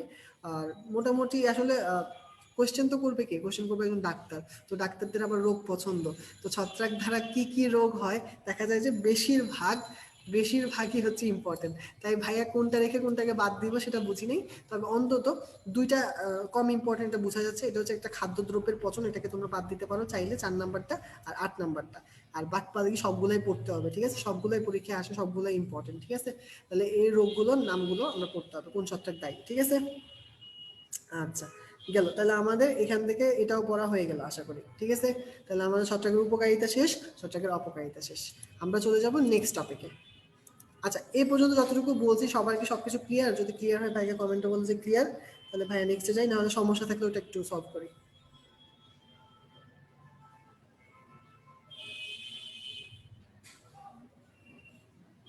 আচ্ছা, একজন বলতেছে শৈবাল ছত্রাক পড়তে মাথা ব্যথা করতেছে। না, মাথা ব্যথা করার কিছু নেই, আর অল্প একটু আছে, আমাদের প্রায় শেষের কাছাকাছি চলে আসছি আমরা। এখন আরো মজা শুরু হবে, টেনশন করার কিছু নেই। আচ্ছা, অ্যাগারিকাসে যাচ্ছি, ঠিক আছে? নেক্সট টপিক হচ্ছে আমাদের অ্যাগারিকাস, ওকে? অ্যাগারিকাস থেকে দেখো কি পড়বো, অ্যাগারিকাস থেকে প্রথমে পড়বো যে জিনিসটা, যে অ্যাগারিকাস থেকে এখানে একটা কথা ভাবো যে চিত্রের পাশে আছে যে অ্যাগারিকাস বাইস্পোরাস, ঠিক আছে? এটাকে হোয়াইট বাটন মাশরুম বলা হয়, ঠিক আছে? এটাকে কি বলা হয়? হোয়াইট বাটন মাশরুম বলা হয়। তাহলে অ্যাগারিকাস বাইস্পোরাসকে কি বলা হয়? হোয়াইট বাটন মাশরুম বলা হয়। আচ্ছা, পরের প্যারা থেকে পড়বো যে অ্যাগারিকাসকে কি নামে পরিচিত? এটা ব্যাঙ্গের ছাতা নামে পরিচিত। এটা কি নামে পরিচিত? ব্যাঙ্গের ছাতা নামে পরিচিত। তাহলে মনে রাখবো যে দুইটা অবজেক্টিভ ভাই বলে দিতেছি ইম্পর্টেন্ট। একটা হচ্ছে অ্যাগারিকাস বাইস্পোরাস, এটাকে কি বলা হয়? Button, white button mushroom. বতে বাইস্পোরাস, বতে বাটন মাশরুম, এভাবে মনে রাখবো, ওকে? আর কি ব্যাঙ্গের ছাতা কাকে বলা হয়? অ্যাগারিকাস বলা হয়, ঠিক আছে? আচ্ছা, তোমরা ভয় পাওয়ার কিছু নেই, চ্যাপ্টারে অনেকগুলো এক্সাম্পল, কিন্তু তুমি যখন পড়তে যাবে দেখবে যে পড়া হয়ে গেছে, টেনশন করার কিছু নেই। আচ্ছা, আমরা পরের পৃষ্ঠাতে যাই। এখন দেখো আছে হচ্ছে অ্যাগারিকাসের দৈহিক গঠন, ঠিক আছে? এই অ্যাগারিকাসের দৈহিক গঠন আমরা বই থেকে পড়বো না, আমরা একটা চিত্র দিছি ভাই এখানে, চিত্র থেকে আমরা দেখে দেখে সব মুখস্থ করে ফেলবো, ঠিক আছে? সবাই স্ক্রিনের দিকে মনোযোগ দাও, স্ক্রিনের থেকে আমরা পড়ে ফেলবো, ওকে? চলো, তো প্রথমে দেখি অ্যাগারিকাসের যে দৈহিক গঠন আছে, মানে দৈহিক গঠন আছে। এখানে প্রথমে অ্যাগারিকাসকে আমরা দুইটা অংশে ভাগ করতে পারি। একটা হচ্ছে দৈহিক অংশ, আরেকটা অংশ কি, আরেকটা হচ্ছে জনন অংশ। দেখো, এটা হচ্ছে জনন অংশ আর এটা হচ্ছে দৈহিক অংশ, ঠিক আছে? তো অ্যাগারিকাসের যে দুইটা অংশ, তার একটা হচ্ছে মাটির নিচে থাকে, একটা হচ্ছে মাটির উপরে থাকে। তো মাটির নিচে যে অংশটা থাকে সেটাকে বলে দৈহিক অংশ, আর মাটির উপরে যে অংশটা থাকে সেটা হচ্ছে কি, সেটা হচ্ছে জনন অংশ। দৈহিক অংশকে বলা হয় মাইসেলিয়াম, কি বলা হয়? মাইসেলিয়াম। আর অ্যাগারিকাসের জনন অংশকে বলা হয় ফ্রুট বডি, ঠিক আছে? কি বলা হয়? Fruit body. দুইটা একসাথে বলে ফেলো। অ্যাগারিকাসের একটা অংশ মাটির নিচে থাকে, সেটাকে বলা হয় দৈহিক অংশ, যেটার নাম হচ্ছে মাইসেলিয়াম। আর যেটা মাটির উপরে থাকে সেটার নাম হচ্ছে ফ্রুট বডি, ওকে? এ দুটো পারবা। আচ্ছা, মাইসিলিয়াম কি দিয়ে তৈরি হয় এটা আমরা পড়ছিলাম, মনে আছে? মাইসিলিয়াম হচ্ছে ওই হাইফা দিয়ে তৈরি হয়, ওই যে হাইফা, ঠিক আছে? এই যে দেখো, এই যে সূত্রকার শাখাগুলো দেখতেছে, এগুলোর নাম হচ্ছে হাইফা, এগুলোর নাম কি? হাইফা। তাহলে বুঝে গেলাম হাইফা দিয়ে হচ্ছে মাইসিলিয়াম তৈরি হয়। আচ্ছা, এবার আসি যে মাটির উপরের অংশ। মাটির উপরের অংশে দেখো একটা দেখতে পাচ্ছে, এটা ছাতার মতো অংশ দেখতে পাচ্ছি, ছাতা, এই যে ছাতার মতো, এই যে ব্যাঙ্গের ছাতার মতো অংশ, এটাকে বলা হয় পাইলিয়াস। কি বলা হয়? পাইলিয়াস। এটাকে বলা হবে পাইলিয়াস, ওকে? তাহলে ছাতার মতো অংশকে বলবো আমরা,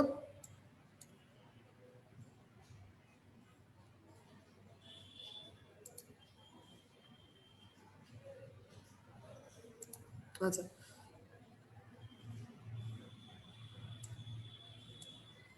এখানে কি জানি সমস্যা হয়েছে, দেখেন তো একটু, পজ হয়ে গেছে আই থিঙ্ক শেয়ারটা, পাওয়ার পয়েন্ট এটা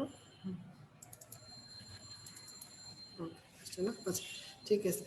আচ্ছা, তাহলে কি কি বললাম দেখো, এখানে বলছে যে ছাতার মতো অংশকে কি বলা হবে? ছাতার মতো অংশকে বলা হবে পাইলিয়াস, ওকে? আচ্ছা, তারপর চলে আসো, এখানে দেখো নিচে একটা দণ্ডের মতো অংশ দেখা যাচ্ছে, দণ্ডের মতো, এই দণ্ডের মতো অংশকে বলা হয় হচ্ছে স্টাইপ। দণ্ডের মতো অংশকে কি বলা হবে? স্টাইপ। আচ্ছা, পাইলিয়াসের নিচে কিছু ঝুলন্ত বস্তু দেখা যায়, এই ঝুলন্ত বস্তুগুলোকে বলা হয় হচ্ছে গিল। কি বলা হয়? গিল। আচ্ছা, আর কি আছে দেখো, আর কি লাগবে, এটা হচ্ছে স্টাইপটা বা স্টাইপ দণ্ডটা, সেটা অ্যাগারিকাসের সাথে যেখানে যে মিলিত হয় সে জায়গাটাকে বলা হয় অ্যানুলাস। কি বলা হয়? অ্যানুলাস। ঠিক আছে। আচ্ছা ঠিক আছে, তাহলে পারবো আমরা। দেখো কি কি অংশ বলছি ভাই, একসাথে সবগুলো আমরা পড়ে ফেলাই। অ্যাগারিকাসের দুই ধরনের অংশ থাকে, একটা মাটির নিচে থাকে, একটা মাটির উপরে থাকে। মাটির নিচে যেটা থাকে সেটাকে বলা হয় দৈহিক অংশ, আর মাটির উপরে যেটা থাকে সেটাকে বলা হয় জনন অংশ। মাটির নিচে দৈহিক অংশকে রাখা হয় মাইসেলিয়াম নামে, আর উপরের অংশটাকে বলা হয় ফ্রুট বডি। ফ্রুট বডির মধ্যে ছাতার মতো একটা অংশ পাওয়া যায়, সেটাকে আমরা বলবো পাইলিয়াস। আচ্ছা, পাইলিয়াস নিচে কিছু ঝুলন্ত বস্তু পাওয়া যায়, সেটাকে বলা হয় গিল। আচ্ছা, একটা দণ্ডের মধ্যে অংশ পাওয়া যায়, ওটাকে বলা হয় স্টাইপ, আর দণ্ডটা যেখানে যে মিলিত হয় সেই জায়গাটাকে বলা হয় অ্যানুলাস। ঠিক আছে, তাহলে আমরা চিত্র থেকে সব পড়ে ফেলছি। এখন বলবো যে ভাই এগুলো বইয়ের মধ্যে কোথায় আছে? বইয়ের মধ্যে দেখো দৈহিক গঠন দিয়ে একটা প্যারা আছে, এই প্যারার মধ্যেই সবগুলো আছে। চিত্রের মধ্যে থেকে সব পড়ায় দেওয়ার চেষ্টা করছি, এখান থেকে এই পড়াটা হয়ে গেছে আমাদের। ঠিক আছে, তাহলে ভাই আর এখান থেকে বললাম না। ওকে, তা তোমরা বই থেকে দাগাই নিবা। ওকে, আচ্ছা, তাহলে এখান থেকে আমাদের যা যা পড়া লাগবে, আমাদের ছত্রাকের দৈহিক গঠন শেষ, অ্যাগারিকাসের দৈহিক গঠন শেষ। ওকে, আচ্ছা পরের টপিকে চলে যাই। পরের টপিক হচ্ছে গিলের অন্তর্গঠন। কি পড়বো? গিলের অন্তর্গঠন। টেনশন করার কিছু নেই, গিলের অন্তর্গঠন থেকে মাত্র আমরা 3টা অবজেক্টিভ পড়বো। কয়টা অবজেক্টিভ? 3টা লাইন পড়বো। ট্রমাতে যাও, প্রথমে কয়টা অংশে ভাগ করা যায়? 3টা অংশে ভাগ করা যায়। একটা অংশের নাম হচ্ছে তোমার একটা অংশের নাম হচ্ছে ট্রমা, একটার নাম হচ্ছে সাবহাইমেনিয়াম, আর একটা অংশের নাম হচ্ছে হাইমেনিয়াম। তাহলে কি কি বললাম? 3টা অংশ, একটার নাম ট্রমা, একটার নাম সাবহাইমেনিয়াম, একটার নাম হচ্ছে হাইমেনিয়াম। ঠিক আছে, ট্রমা থেকে কি দাগাবো? সবাই দাগায় ফেলো, কেন্দ্রীয় বন্ধ অংশকে ট্রমা বলা হয়। দাগায় ফেলি সবাই, কেন্দ্রীয় বন্ধ অংশকে কি বলা হয়? ট্রমা বলা হয়। এটা দাগায় ফেলি। তারপর নিচে চলে আসি, সাবহাইমেনিয়াম। সাবহাইমেনিয়ামে কি দাগাবো? দাগাবো যে বেসিডিয়াম উৎপন্ন হয়ে থাকে। কি দাগাবো? বেসিডিয়াম উৎপন্ন হয়ে থাকে, কতটা দাগাই। আর হাইমেনিয়ামের মধ্যে দাগাও গদাকার বেসিডিয়াম উৎপন্ন হয়। ঠিক আছে, তাহলে 3টা অবজেক্টিভকে কি বলে দিলাম, যে ট্রমার মধ্যে কি দাগাবো? ট্রমার মধ্যে দাগাবো হচ্ছে কেন্দ্রীয় বন্ধ অঞ্চলকে কি বলা হয়? ট্রমা বলা হয়। আচ্ছা, আর সাব হাইমেনিয়াম থেকে কি তৈরি হয়? বেসিডিয়াম তৈরি হয়। হাইমেনিয়াম থেকে গদাকার বেসিডিয়াম তৈরি হয়। আচ্ছা, একজন জিজ্ঞেস করতেছে গদা কি? হ্যাঁ, গদাকার মানে কি? গদাকার মানে হচ্ছে হিন্দুদের একটা দেবতা আছে দেখবা, হনুমান। ঠিক আছে, হনুমানের হাতের মধ্যে দেখবা যে এরকম একটা লাঠির মতো থাকে, মাথাটা অনেক বড়, এটাকে বলা হয় গদা। তাহলে এটা হচ্ছে কি গদার, এই বেসিডিয়ামটা দেখতে অনেকটা গদার মতো, এই জন্য এটাকে বলা হয়েছে গদাকার বেসিডিয়াম। তাহলে গদাকার বেসিডিয়াম তৈরি হয় হাইমেনিয়াম থেকে, মনে রাখবো আমাদের। ওকে, আচ্ছা, তাহলে এখান থেকে পড়া হয়ে গেল। আমরা নিচে চলে আসি। দেখো এখান থেকে পড়বো যে বেসিডিও কার প্যারাটাতে যাও, এখান থেকে জাস্ট 4টা বেসিডিও স্পোর তৈরি হয়, এই কথাটা দাগায় ফেলো। সবাই দাগায় ফেলো, 4টি বেসিডিও স্পোর তৈরি হয়। ওকে, আচ্ছা, এরপর লাস্ট একটা জিনিস দেখাবো, সেটা হচ্ছে জননে যাও, ছত্রাকের জনন। ঠিক আছে, জনন থেকে যেটা পড়বো সেটা হচ্ছে যৌন স্পোর উৎপাদনকারী অঙ্গের নাম হচ্ছে বেসিডিয়াম এবং স্পোরের নাম হচ্ছে বেসিডিও স্পোর। আচ্ছা, এখন তোমরা বলবা যে ভাইয়া এতক্ষণ ধরে যা পড়াইলেন আমার পুরো জীবনটাই তো মিথ্যা ছিল, কারণ ভাইয়া পড়াই দিছিলাম কি স্পোর মানেই হচ্ছে অযৌন জনন। অযৌন জনন হয় কিসের মাধ্যমে? স্পোরের মাধ্যমে। এইটাই হচ্ছে একমাত্র ব্যতিক্রম স্পোর, নাম কি তার? বেসিডিও স্পোর, যেটা কি করে? যেটা হচ্ছে যৌন জনন করে। তাহলে এটা দাগায় রাখো, একমাত্র যৌন স্পোরের নাম কি? বেসিডিও স্পোর। পুরো বইয়ের মধ্যে এই একটাই স্পোর আছে যেটা কি করে? যৌন জনন করে, তার নাম কি? বেসিডিও স্পোর। তাহলে ব্যতিক্রম মনে রাখলাম কি? মনে রাখলাম হচ্ছে কোন স্পোর যৌন জনন করে, নাম হচ্ছে তার বেসিডিও স্পোর। ঠিক আছে, তাহলে আমাদের এটাও হয়ে গেল। আচ্ছা, এই পর্যন্ত যতটুকু বলছি অতটুকু কি ক্লিয়ার? তাহলে ভাইয়া নেক্সট টপিকে যাবো। ভাই একটু কমেন্টে জানাও যে ক্লিয়ার।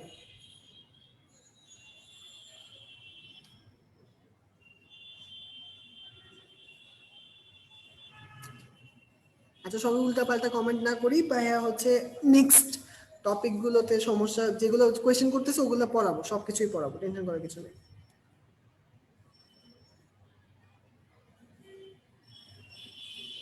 ওকে, ক্লিয়ার বলছে, তাহলে আমরা নেক্সট টপিকে যাচ্ছি। নেক্সট টপিক হচ্ছে মাশরুমের অর্থনৈতিক গুরুত্ব। কি বলবো? মাশরুমের অর্থনৈতিক গুরুত্ব। এখান থেকে আসো, প্রথমে খাদ্য হিসেবে মাশরুমের গুরুত্ব আছে। এখান থেকে আমরা কি কি পড়বো চলো। এখান থেকে জাস্ট 2টা অবজেক্টিভ পড়াচ্ছি। একটা পড়বো যে পুষ্টিগত দিক থেকে সবচেয়ে ভালো মাশরুম কোনটা। 2টা নাম আছে, একটা হচ্ছে অ্যাগারিকাস ক্যাম্পেস্ট্রিস, আর একটা নাম হচ্ছে অ্যাগারিকাস বাইস্পোরাস। তাহলে দাগায় ফেলি, কোন পুষ্টিগত দিক থেকে সবচেয়ে ভালো মাশরুম 2টা, একটা হচ্ছে অ্যাগারিকাস ক্যাম্পেস্ট্রিস, একটা হচ্ছে অ্যাগারিকাস বাইস্পোরাস। তাহলে এই 2টা পারা গেল। তারপর নিচে চলে আসো, নিচ থেকে পড়বো। দেখো অ্যাগারিকাসে কিছু ভিটামিন থাকে। দেখো ভিটামিন থাকে যেগুলো ভিটামিন থাকে দেখো কি কি আছে, দেখো ভিটামিন সি ডি কে আছে, আর তিনটা আছে থায়ামিন, রিবোফ্লাভিন আর প্যান্টোথেনিক অ্যাসিড। তো ভাইয়া এটা মনে থাকতো না, ভাইয়া কেমন মনে রাখতাম? মনে রাখতাম হচ্ছে অমিতাভ বচ্চন একটা শো করে, তোমরা দেখছো অবশ্যই, মনে হয় সেটাকে বলে কন বানেগা কারোর প্রতি, কি বলে, কে বি সি। কি মনে রাখতাম আমরা? কে বি সি। এখন তোমরা যখন ডাক্তারিতে চান্স পেয়ে যাবা, ঠিক আছে, তখন কি তোমরা কি ডাক্তার, কোটিপতি ডাক্তার হইতে মন যাবে না? তাহলে আমরা মনে রাখবো কোন বানেকা করার প্রতি ডাক্তার, ঠিক আছে, ডি, কে বি সি ডি। কি মনে রাখবো? কে বি সি ডি। তাহলে মাশরুমে হচ্ছে 4টা ভিটামিন পাওয়া যায়, আমরা কি দিয়ে মনে রাখবো? আমরা মনে রাখবো কে বি সি ডি। ডি দিয়ে হচ্ছে ডক্টর, ঠিক আছে। তাহলে মনে রাখবো কোন বানেকা কারোর প্রতি ডাক্তার, ঠিক আছে। তাহলে মনে রাখবো কি কে বি সি ডি। আচ্ছা, এখন বলবো যে ভাইয়া বি কোনটা? বি হচ্ছে এই যে থায়ামিন, রিবোফ্লাভিন আর যে তুমি প্যান্টোথেনিক অ্যাসিড দেখতেছো, এই তিনটেই হচ্ছে ভিটামিন বি। এগুলোকে বলা হয় ভিটামিন বি কমপ্লেক্স, বি এর একটা ফ্যামিলি, ঠিক আছে। তো এখানে কি কি আছে দেখো, এখানে থায়ামিন হচ্ছে ভিটামিন বি ওয়ান, এটা কোনটা? Vitamin B one. এটা হচ্ছে ভিটামিন বি টু, আর এটা হচ্ছে ভিটামিন বি ফাইভ, ঠিক আছে। প্যান্টোথেনিক অ্যাসিড হচ্ছে বি ফাইভ, ঠিক আছে। তো এই তিনটাকে আমি একসাথে মনে রাখতে বলছি যে ভিটামিন বি, আর কি থাকে? Vitamin K B C D. Okay, তাহলে হচ্ছে ছত্রাকে কয়টা ভিটামিন থাকে? 4টা ভিটামিন থাকে, মনে রাখবো কি দিয়ে? কে বি সি ডি। ওকে, আচ্ছা, তাহলে এটাও পড়া হয়ে গেল। আমরা নেক্সট পৃষ্ঠায় চলে যাই, চলো। আচ্ছা, এবার আসলে দেখো একটা ইম্পর্টেন্ট পয়েন্ট আছে যেটা খুব ইম্পর্টেন্ট ছত্রাক থেকে, ছত্রাক থেকে খুব ইম্পর্টেন্ট, সেটা হচ্ছে ঔষধি গুণাবলীটা। এখন দেখো মাশরুম, ঠিক আছে, এটা কাদেরকে খেতে দেওয়া হয়? মাশরুম সাধারণত ডাক্তাররা ডায়াবেটিস রোগীকে খেতে দেয়। এখন ডায়াবেটিস রোগীর সমস্যাটা কি? সমস্যা হচ্ছে তার রক্তের মধ্যে শর্করা বেশি, ঠিক তো? সমস্যা কি? সমস্যা হচ্ছে রক্তের মধ্যে কি বেশি? শর্করা বেশি, ঠিক আছে। তাহলে তুমি কি চাবা তাকে এমন কোনো খাবার দিতে যেটাতে শর্করা বেশি থাকে? তুমি তো চাবা না সেটা দিতে।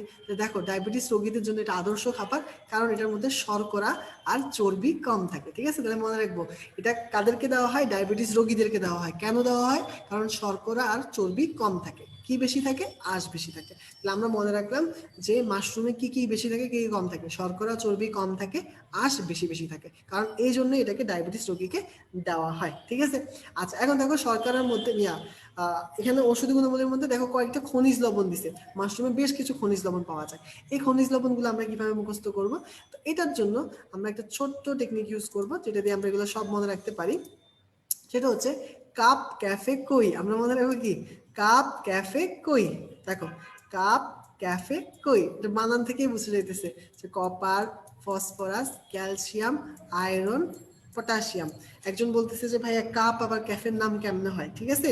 আচ্ছা, যদি H2O ক্যাফের নাম হইতে পারে, তাহলে কাপ কেন ক্যাফের নাম হইতে পারবে না? অবশ্যই কাপও ক্যাফের নাম হইতে পারবে। তাহলে আমরা মনে রাখলাম কি? কাপ ক্যাফে কই, কপার, ফসফরাস, ক্যালসিয়াম, আয়রন আর পটাশিয়াম। এই 5টা পাওয়া যায় কোথায়? এই 5টা পাওয়া যায় হচ্ছে অ্যাকারিকাসের মধ্যে। তাহলে আমরা মনে রাখবো অ্যাকারিকাসের 5টা খনিজ লবণ। কিভাবে মনে রাখবো? কাপ ক্যাফে কই। ঠিক আছে, আমাদের এটা পড়া শেষ। আমরা চলে যাই নেক্সট টপিকে। নেক্সট টপিক হচ্ছে মাশরুমের অপকারিতা। মাশরুমের অপকারিতার মধ্যে বিষাক্ত মাশরুম আছে কিছু। কি আছে? বিষাক্ত মাশরুম। তো এই বিষাক্ত মাশরুমের নামগুলো না পরীক্ষায় আসে, কিন্তু এগুলো না আমরা সাধারণ মানুষ আমার মতো আমরা মনে রাখতে পারি না। তো এগুলো মনে রাখার জন্য আমরা একটা ছোট্ট, আমার এক বন্ধুর কথা মনে রাখবো। বন্ধুর নাম ছিল আমান। বন্ধুর নাম কি? আমান। তো এই আমান না খুব যে স্কুলে হচ্ছে লাফ প্রতিযোগিতা হইতো না, লাফ দেওয়ার প্রতিযোগিতা, লং জাম্প, খুব ভালো লাফ দিতে পারতো, ঠিক আছে। তো আমরা তাকে মজা করে বলতাম যে বীর আমান জোরে ফাল পারে। আমরা কি বলতাম? বীর আমান জোরে ফাল পারে, ঠিক আছে। ফাল মানেই হচ্ছে লাফ, ঠিক আছে। এটা ওই যে বলে না, ছোটবেলায় পড়ছো ধ্বনি বিকৃতি, ঠিক আছে, ওটা করছি আর কি, ব্যঞ্জন বিকৃতি ওটাকে বলে। তাহলে হচ্ছে বীর আমান জোরে কি করে? জোরে ফাল পারে। তাহলে এখন দেখো বীর আমান দিয়ে হচ্ছে আমার আমানিতা ভিরোসা। বীর আমান দিয়ে কি? আমানিতা ভিরোসা। জোরে দিয়ে হচ্ছে জ্যান্থোডার্মাস, আর ফাল দিয়ে হচ্ছে ফ্যালয়েড। ফাল দিয়ে কি? ফ্যালয়েড। তাহলে আমরা তিনোটা বিষাক্ত মাশরুমের নাম কিভাবে মনে রাখবো? মনে রাখবো বীর আমান জোরে কি করতেছে? ফাল পারতেছে। তাহলে কি? অ্যামানিটা ভিরোসা, জ্যান্থোডার্মাস আর ফ্যালয়েড। ফাল দিয়ে ফ্যালয়েড, ঠিক আছে। তাহলে আশা করি সবাই পারবো যে কি কি হচ্ছে ইয়ে আছে আর কি, আমাদের বিষাক্ত মাশরুমের নাম আছে। ওকে, আচ্ছা, এরপরে দেখবো যে পরের টপিকে পাবা বিষাক্ত মাশরুমের বৈশিষ্ট্য, মানে কি কি বৈশিষ্ট্য দেখা যায়, কিভাবে চিনতে পারবো।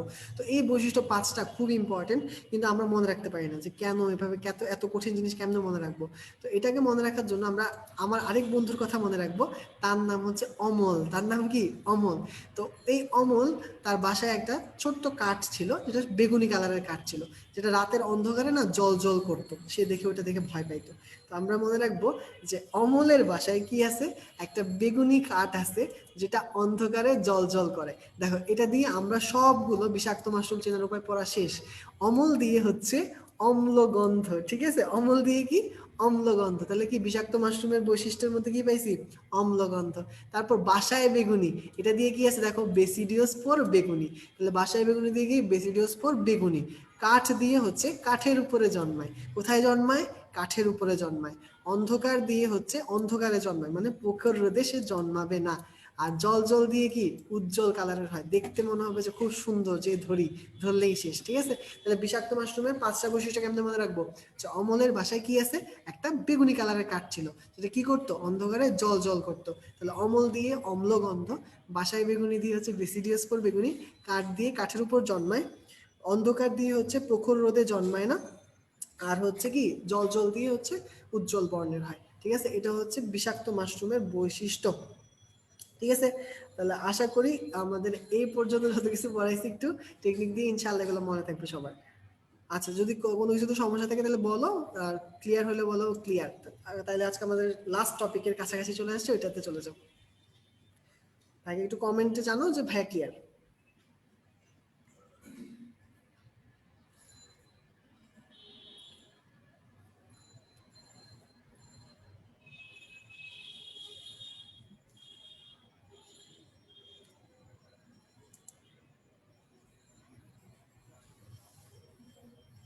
ওকে, ক্লিয়ার হয়েছে।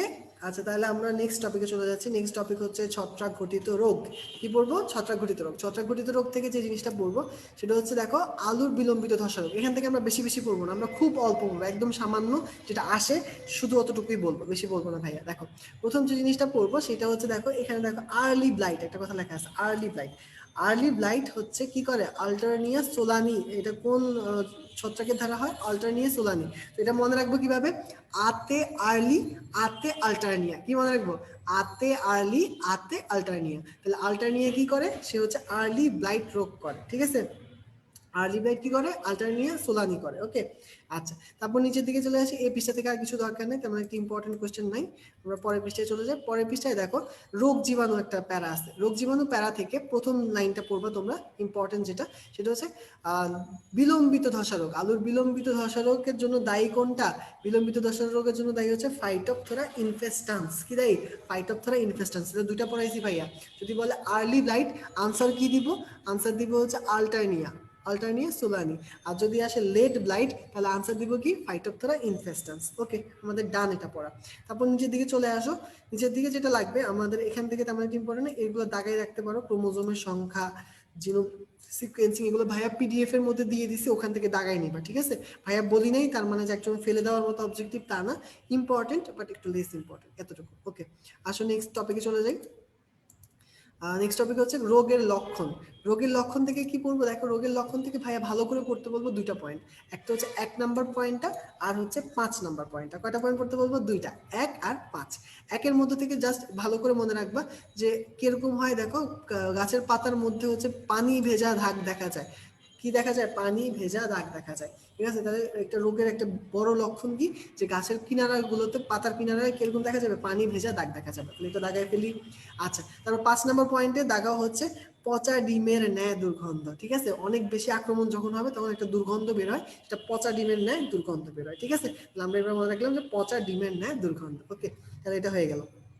আচ্ছা, তারপর প্রতিকারে চলে যাও। প্রতিকার থেকে এই পয়েন্টটা দেখাবা, 1% বর্ধ মিশ্রণ। তাহলে প্রতিকারের জন্য কি ব্যবহার করা হয়? বর্ধ মিশ্রণ, ঠিক আছে? বর্ধ মিশ্রণ, ঠিক আছে? বর্ধ মিশ্রণ থেকে এখন দেখো, বর্ধ মিশ্রণে কি কি উপাদান থাকে, ঠিক আছে? 3টে উপাদান থাকে। একটা হচ্ছে কপার সালফেট, একটা হচ্ছে লাইম, একটা হচ্ছে পানি, ঠিক আছে? তো ভাই আমরা 3টে মনে রাখতো না, ভাই মনে রাখতাম কলা পানি। কি মনে রাখতাম? কলা পানি। ক দিয়ে হচ্ছে কপার সালফেট, লা দিয়ে লাইম, পানি দিয়ে পানি, তাহলে কি মনে রাখলাম? কলা পানি। তাহলে হয়ে গেল বৌদ্ধ মিশ্রণের 3টে উপাদান কিভাবে মনে রাখবো? কলা পানি দিয়ে মনে রাখতে পারো তুমি চাইলে। কি কি? কপার সালফেট, লাইম আর পানি। তাহলে আমাদের এটাও হয়ে গেল যে বৌদ্ধ মিশ্রণে কি কি থাকে। ঠিক আছে, এটা পড়বো। আচ্ছা, পরের পৃষ্ঠায় চলে যাও। পরের পৃষ্ঠায় যাবো হচ্ছে আমরা একটা টপিক পাবো, সেটা হচ্ছে এই পরের পৃষ্ঠায় দাগাও হচ্ছে তোমরা 9 আর 10 নম্বর পয়েন্টটা দাগায় রাখো, এটা দাগায় রাখো, বাসায় পড়ে ফেলবো। ওকে, 9 আর 10 কি কি আছে? ডায়াথেনাম এটা একটা আছে, সাইনক্স একটা আছে, এই দুটো জিনিস দাগায় রাখো। ওকে, তাহলে কি পড়বো? 9 আর 10 এই দুটো দাগায় ফেলো। তারপরের টপিকে চলে যাবো ভাইয়া। এরপর টপিকটা হচ্ছে দাঁত। কি টপিক আছে?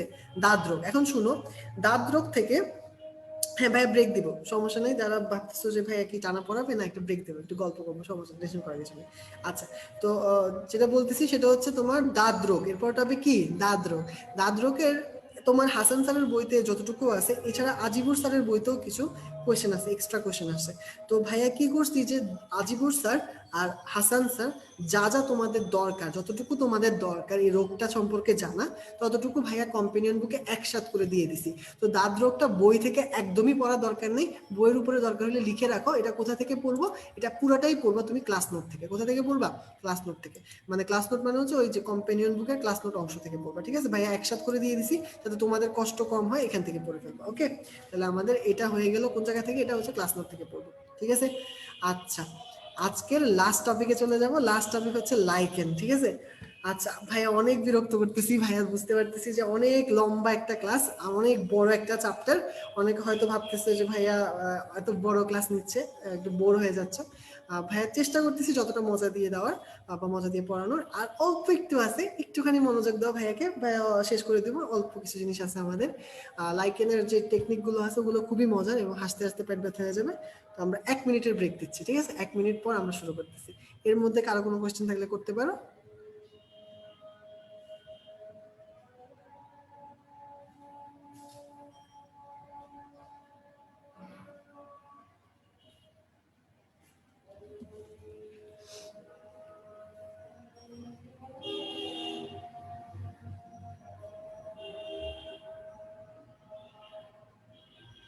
লাইকেনের শ্রেণী বিভাগের নিয়ে কোশ্চেন করছে। হ্যাঁ, লাইকেনের শ্রেণী বিভাগ পড়াই দিব, সমস্যা নেই, টেনশন করার কিছু নেই। দেখবা যে এমন ভাবে পড়াবো তুমি এখনই পারবা সবগুলো, টেনশন করার কিছু নেই। যতটুকু লাগবে বলে দিব ভাইয়া।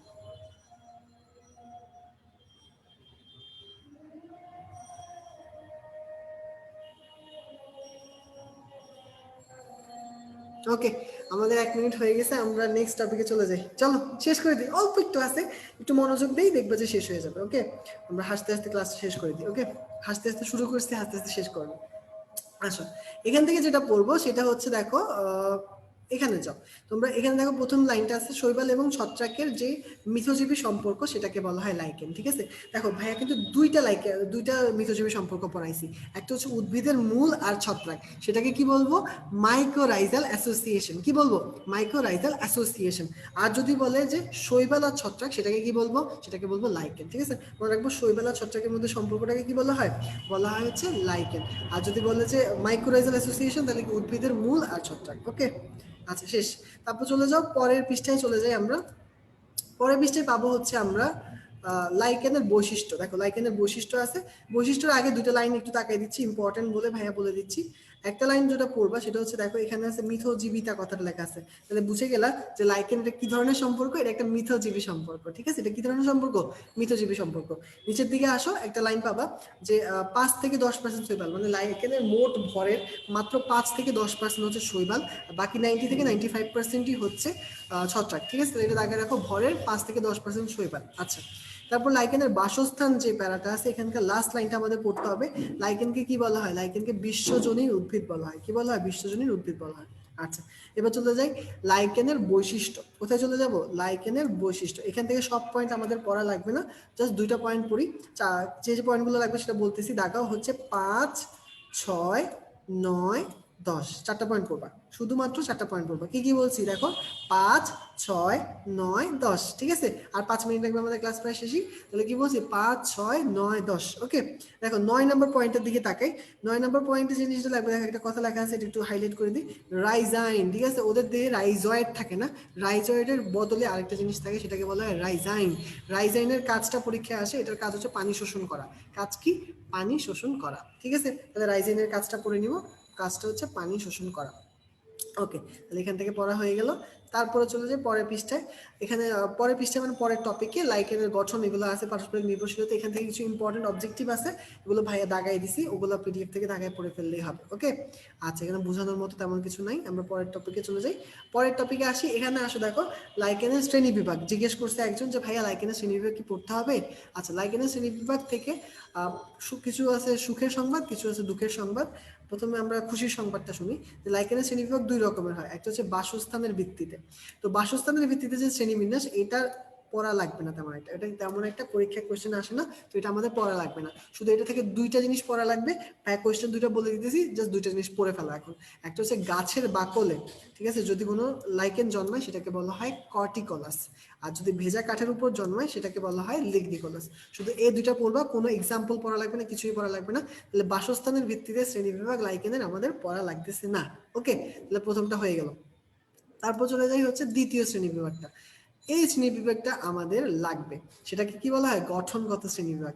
আচ্ছা, তো গঠনগত শ্রেণীবিভাগের জন্য ভাইয়া হচ্ছে একটু মজা করে বলি, ঠিক আছে। তো গঠনগত শ্রেণীবিভাগে তুমি দেখবা যে 5 রকমের আছে। কয় রকমের আছে? 5 রকমের। 5 রকমের নাম কি কি দেখো, নামগুলো কি কি। প্রথমটার নাম হচ্ছে ল্যাপ্রোজ লাইকেন, নাম কি? ল্যাপ্রোজ। তারপর একটা নাম হচ্ছে ফলিওস, তারপর ফ্রুটিকোস, তারপর সূত্রাকার, আর আছে হচ্ছে ক্রাস্টোস। 5টা আছে। ওকে, আমরা কিভাবে মনে রাখবো দেখো, আমরা মনে রাখবো ছোট ছোট শব্দ দিয়ে। আমরা তো ইনোসেন্ট মানুষ, অসহায় মানুষ, এত বড় নাম মনে রাখতে পারি না, তো আমরা ছোট ছোট নাম দিয়ে এটা মনে রাখবো। দেখো, যদি কোনো লাইকেনের নামের মধ্যে তুমি ল্যাপ পাও, LAP ল্যাপ, এটা যদি খুঁজে পাও তাহলে বুঝে যাবা সেটা হচ্ছে ল্যাপ্রোজ লাইকেন। কি বলছি? কোনো নামের শুরুতে যদি তুমি ল্যাপ কথাটা পাও, তুমি কি দিবা? ল্যাপ্রোজ লাইকেন। আচ্ছা, এখন আমার ধরো তোমার একটা বন্ধু আছে, তো বন্ধুর দুইটা গার্লফ্রেন্ড আছে, একটার নাম লিয়া, একটার নাম রিয়া, ঠিক আছে। তো এখন সে যদি তার মায়ের সাথে দুজনকে পরিচয় করাইতে যায়, সে কিভাবে পরিচয় করাবে তুমিই বলো। তাহলে সে পরিচয় করাবে মা এরা লিয়া রিয়া। কি বলবে? মা এরা লিয়া রিয়া। তো আমরা মনে রাখবো, দেখো আমরা মনে রাখবো হচ্ছে মা এরা লিয়া রিয়া। কি মনে রাখবো? মা এরা লিয়া রিয়া। এটা হচ্ছে ফলিওস লাইকেন। তাহলে যদি কোনো শব্দের শেষে, মানে কোনো নামের শেষে যদি তুমি মা অথবা এরা অথবা লিয়া অথবা রিয়া কিছু খুঁজে পাও, তাহলে তুমি আনসার করবে কি? তুমি আনসার করবে নিঃসন্দেহে ওটা ফলিওস লাইকেন। ঠিক আছে, তাহলে আমাদের দুইটা পড়া শেষ, ল্যাপ্রোস শেষ, ফলিওস শেষ।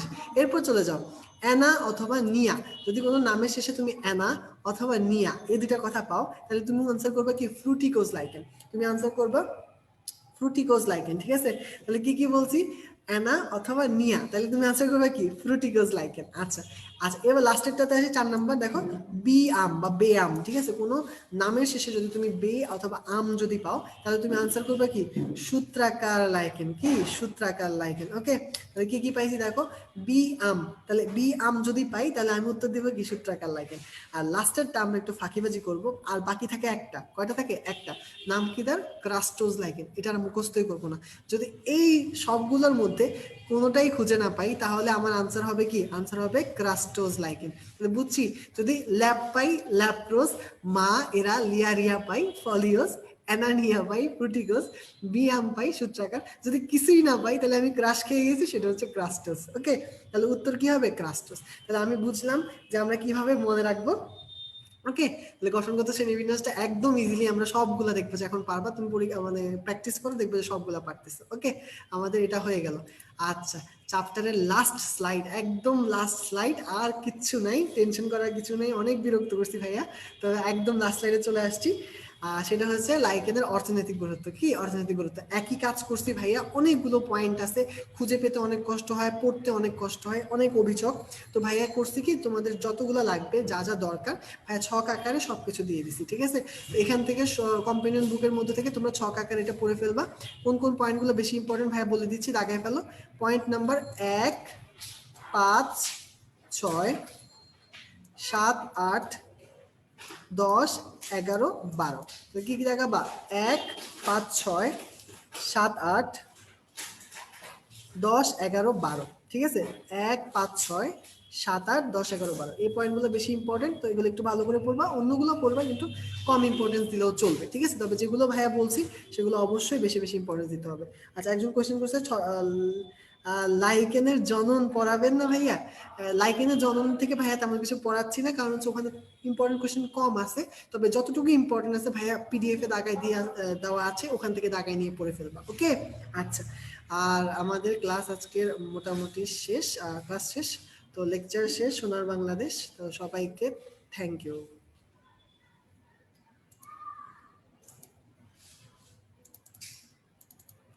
ওকে, তো সবাইকে থ্যাংক ইউ জানিয়ে শেষ করে দিলাম আজকে ক্লাস। তো সবাইকে আল্লাহ হাফেজ। অনেক মনোযোগ দিয়ে অনেকক্ষণ ধরে ক্লাস করছো, তার জন্য ধন্যবাদ। তো আল্লাহ হাফেজ সবাইকে।